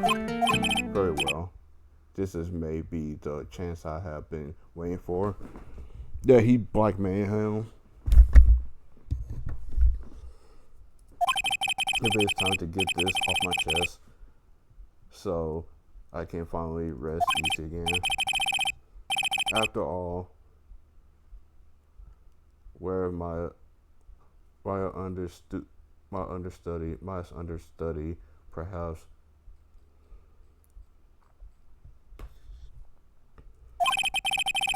his fate. What is he talking about? Red White is the man who makes his living through intimidation. Blue Court is a company that excels in finding people's weakness. I'm afraid I have been paying known for 15 years now. 15 years, all because of the DL6 incident, as you may have guessed. The man at the back of those photographs. As you suspected, I could not stand in defense of Maya because of this. White would have destroyed me if I did. So that's the connection. It's hard for me to tell you this, my boy, but arresting Red White possible. Oh, it's not gonna be possible. We're gonna let that fucker. The fucker watch. He has information on everyone. He gives them an iron grab. He owes judges, attorneys, prosecutors, police, and politicians. What? They are bound, unable to do harm to themselves, and therefore to them. Don't look at me like this. That what you see is nothing more than the weight of many years. Okay, reach for the blackmail jail system. Let's talk about blackmail. But why were you blackmail over this, Mr. Gorsberg? The jail system incident was top secret at the time. It made sense that the police didn't want people to know they were using a room. Oh, so you have to talk about the jail system incident first. They couldn't let people know, but one person found out. I told him. So Wright, he offered me riches.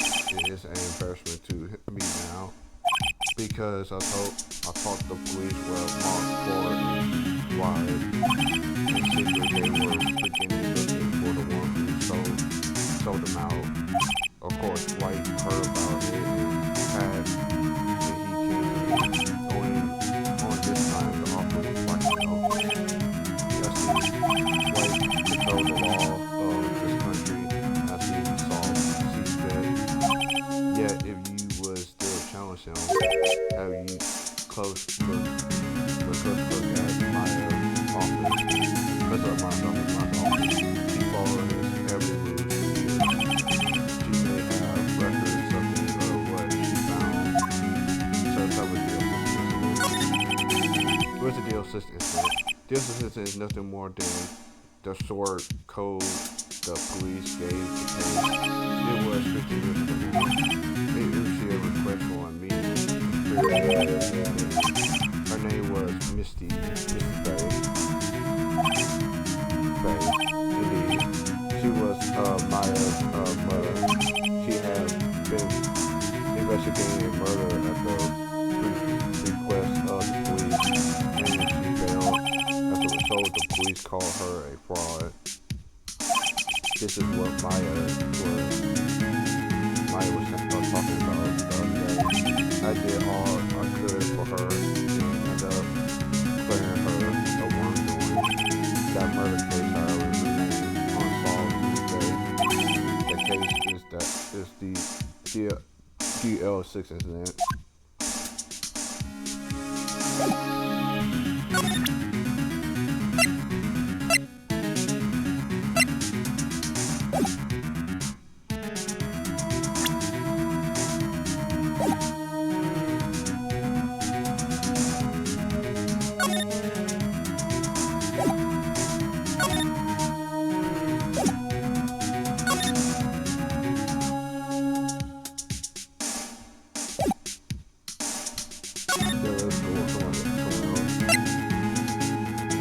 I think we gotta go back to it now, but let's go back to this. I don't know nothing.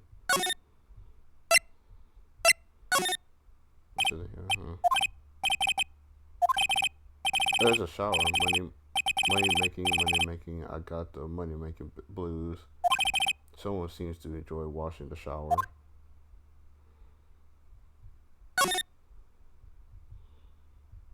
So it's just you check that one.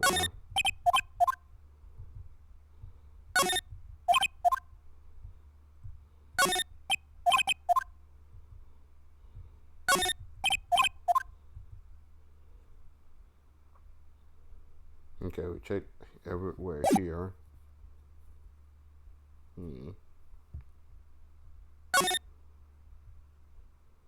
I think we gotta go back to this office. Because now we know a lot. We know a lot now.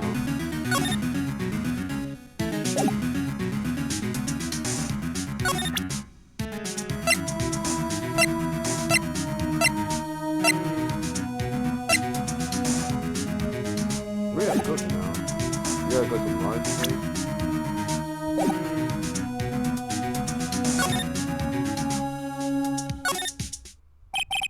Each one looking at this room, it seems so normal. It's hard to imagine a murder took place there. Mr. Grosser said there could be clues here. Maybe I should have another look. So okay, so we had to go back to Maya's place.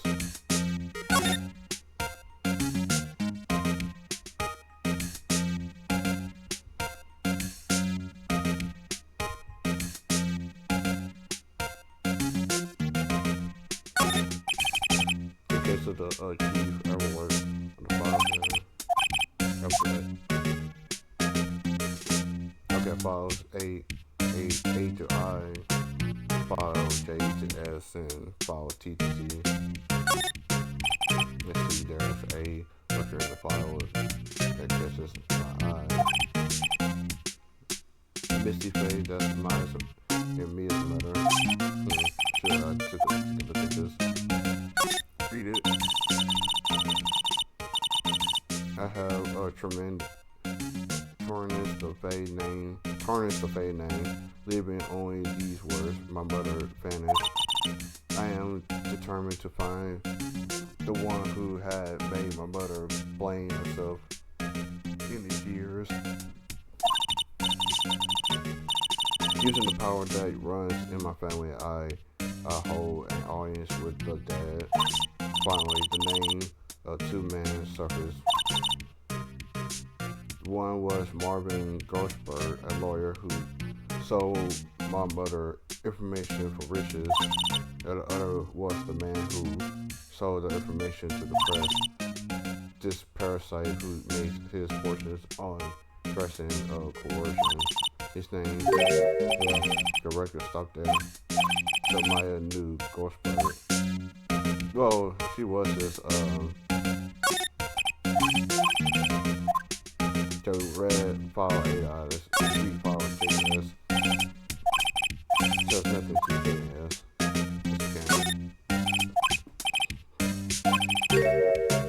The biggest part here at the end is S suicide. She has to collect all the suicide reports there. Politicians and police. There's writing on most of these in pencil. White. This is Maya's handwork. Wait, I got it. Maya thought he was involved in these suicides. Wright drove them all to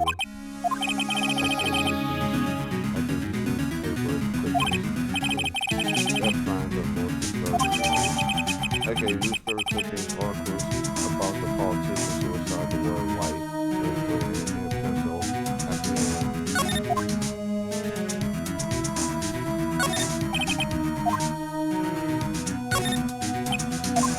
We had a chance to see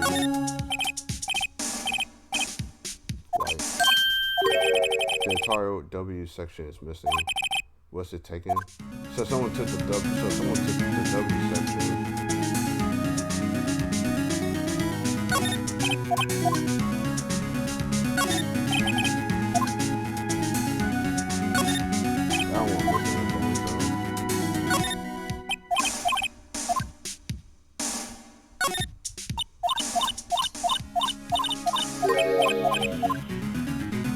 I think we have to go back to him now.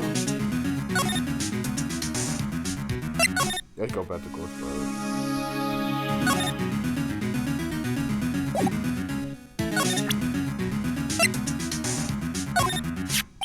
Okay, yeah, go back to Grossberg. So she was investigating Red White as I expected.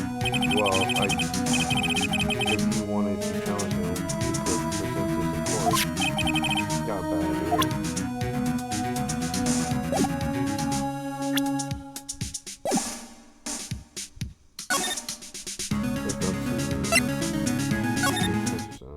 Nothing. I think I meet him again. Well, aren't you persistent? So, it's a new cutscene. Sorry, but there's something I have to ask you, Mr. Lawyer. I really hate having to repeat myself. But it seems the message has not yet penetrated your thick skull. Stop bothering me. If you try my patience further, I fear a nasty accident may occur. Oh, so you're trying to kill me? Done in the sector. Transparent. we got more. I got more to talk about to you, fucker. I think there was past meeting to talk about April. I got to put this guy on the spot. Doesn't matter. This guy is pro at pulling the wool over people's eyes. Doesn't matter much he has to watch. That's something. There's much not much to talk about with me, so let's go with this. This is an article describing the suicide of a politician. He was embarrassed to his government funds. Then one day, word got leaked into the press. The very next day, he took his own life. And this concerns me now. I found this article in Maya's office. She had a file filled with articles like this. Every one of them was labeled with a single word, white. Mr. White, I know what you did to these politicians.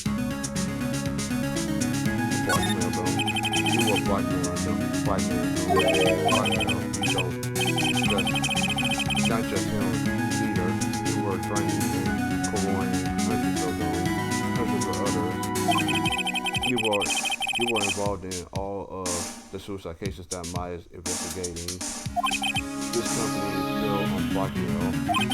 On Wright, on Wright assault accusation. What's wrong? That's what he said. What is it that you should be doing now? Investigating me? No. I think you should be searching for the one who killed Miss Maya. Secretary Office, hello. Mr. Long, would you be yes, sir. I'll send someone right away. Wait, Mr. White.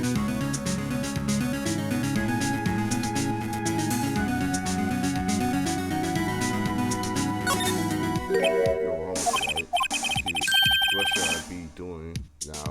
It's going after you. Just well you insinuating. Maya was on top of you. Was on to you.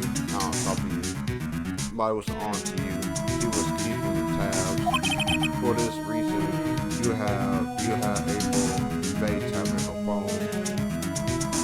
Then Maya was murdered, and all the documents about you mysteriously disappeared. So the culprit would be even a child could work it out with the way you did. Secretary Office, we won't be needing an escort from Mr. Wrong. Instead, please connect me to the public prosecutor's office. Of course, sir. One moment, please. White, that's you. Why are you doing calling me at a time like this? Hello, Chief Prosecutor. I have changed my mind. I want to testify tomorrow.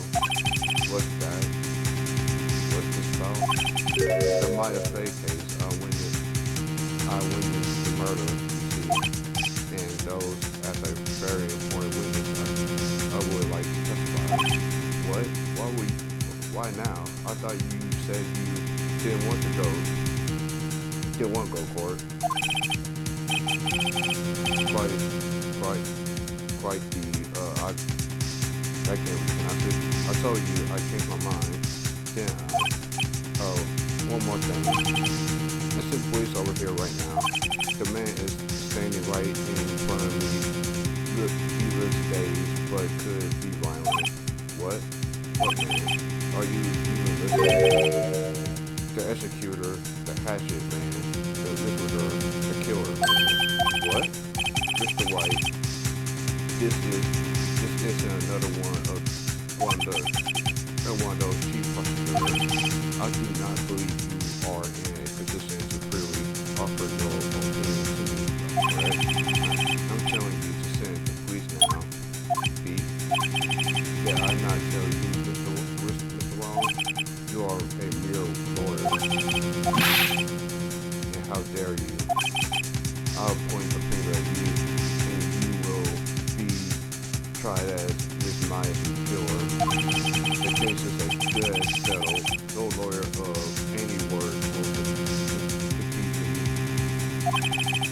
my friends and the local lawyer.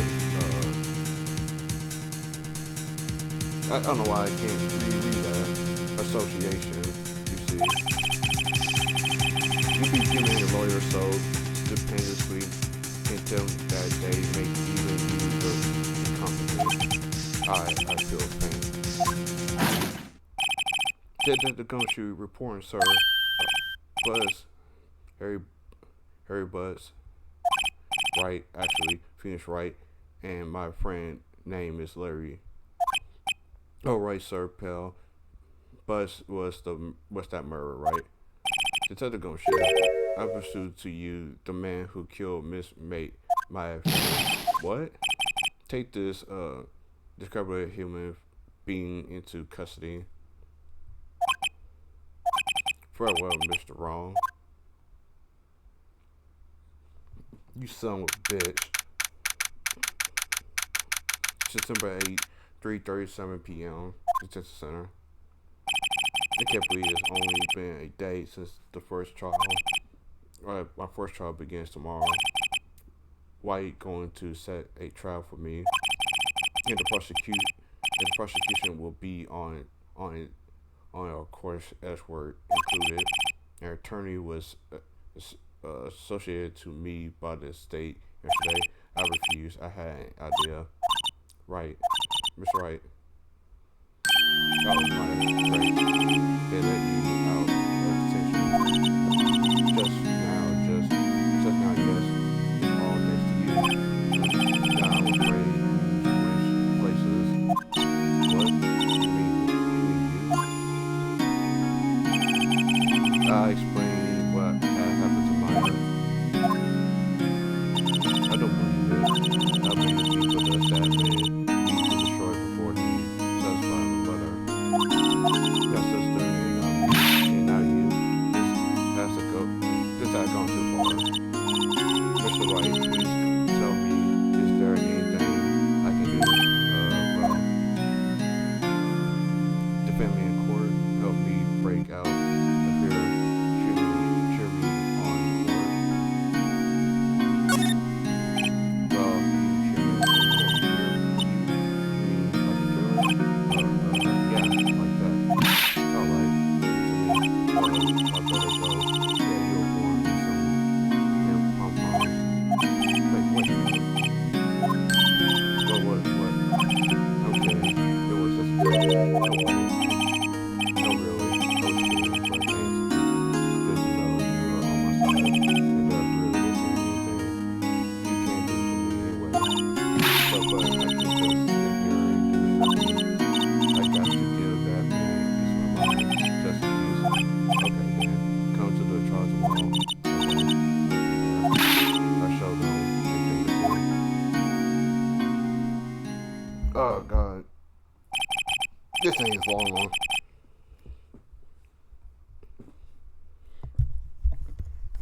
Time may change yet, but crime is the same old story. The fact it's getting worse. Lengthy court procedures are no longer realistic. Beginning a few years ago, a limit of 3 days was put on additional court trials, almost all finished in a day, most with a guilty verdict. I never thought I would end up in the defendant's chair myself for this case. With the true culprit appearing as the star witness, this is it tomorrow. It's me or him. Oh, this is long.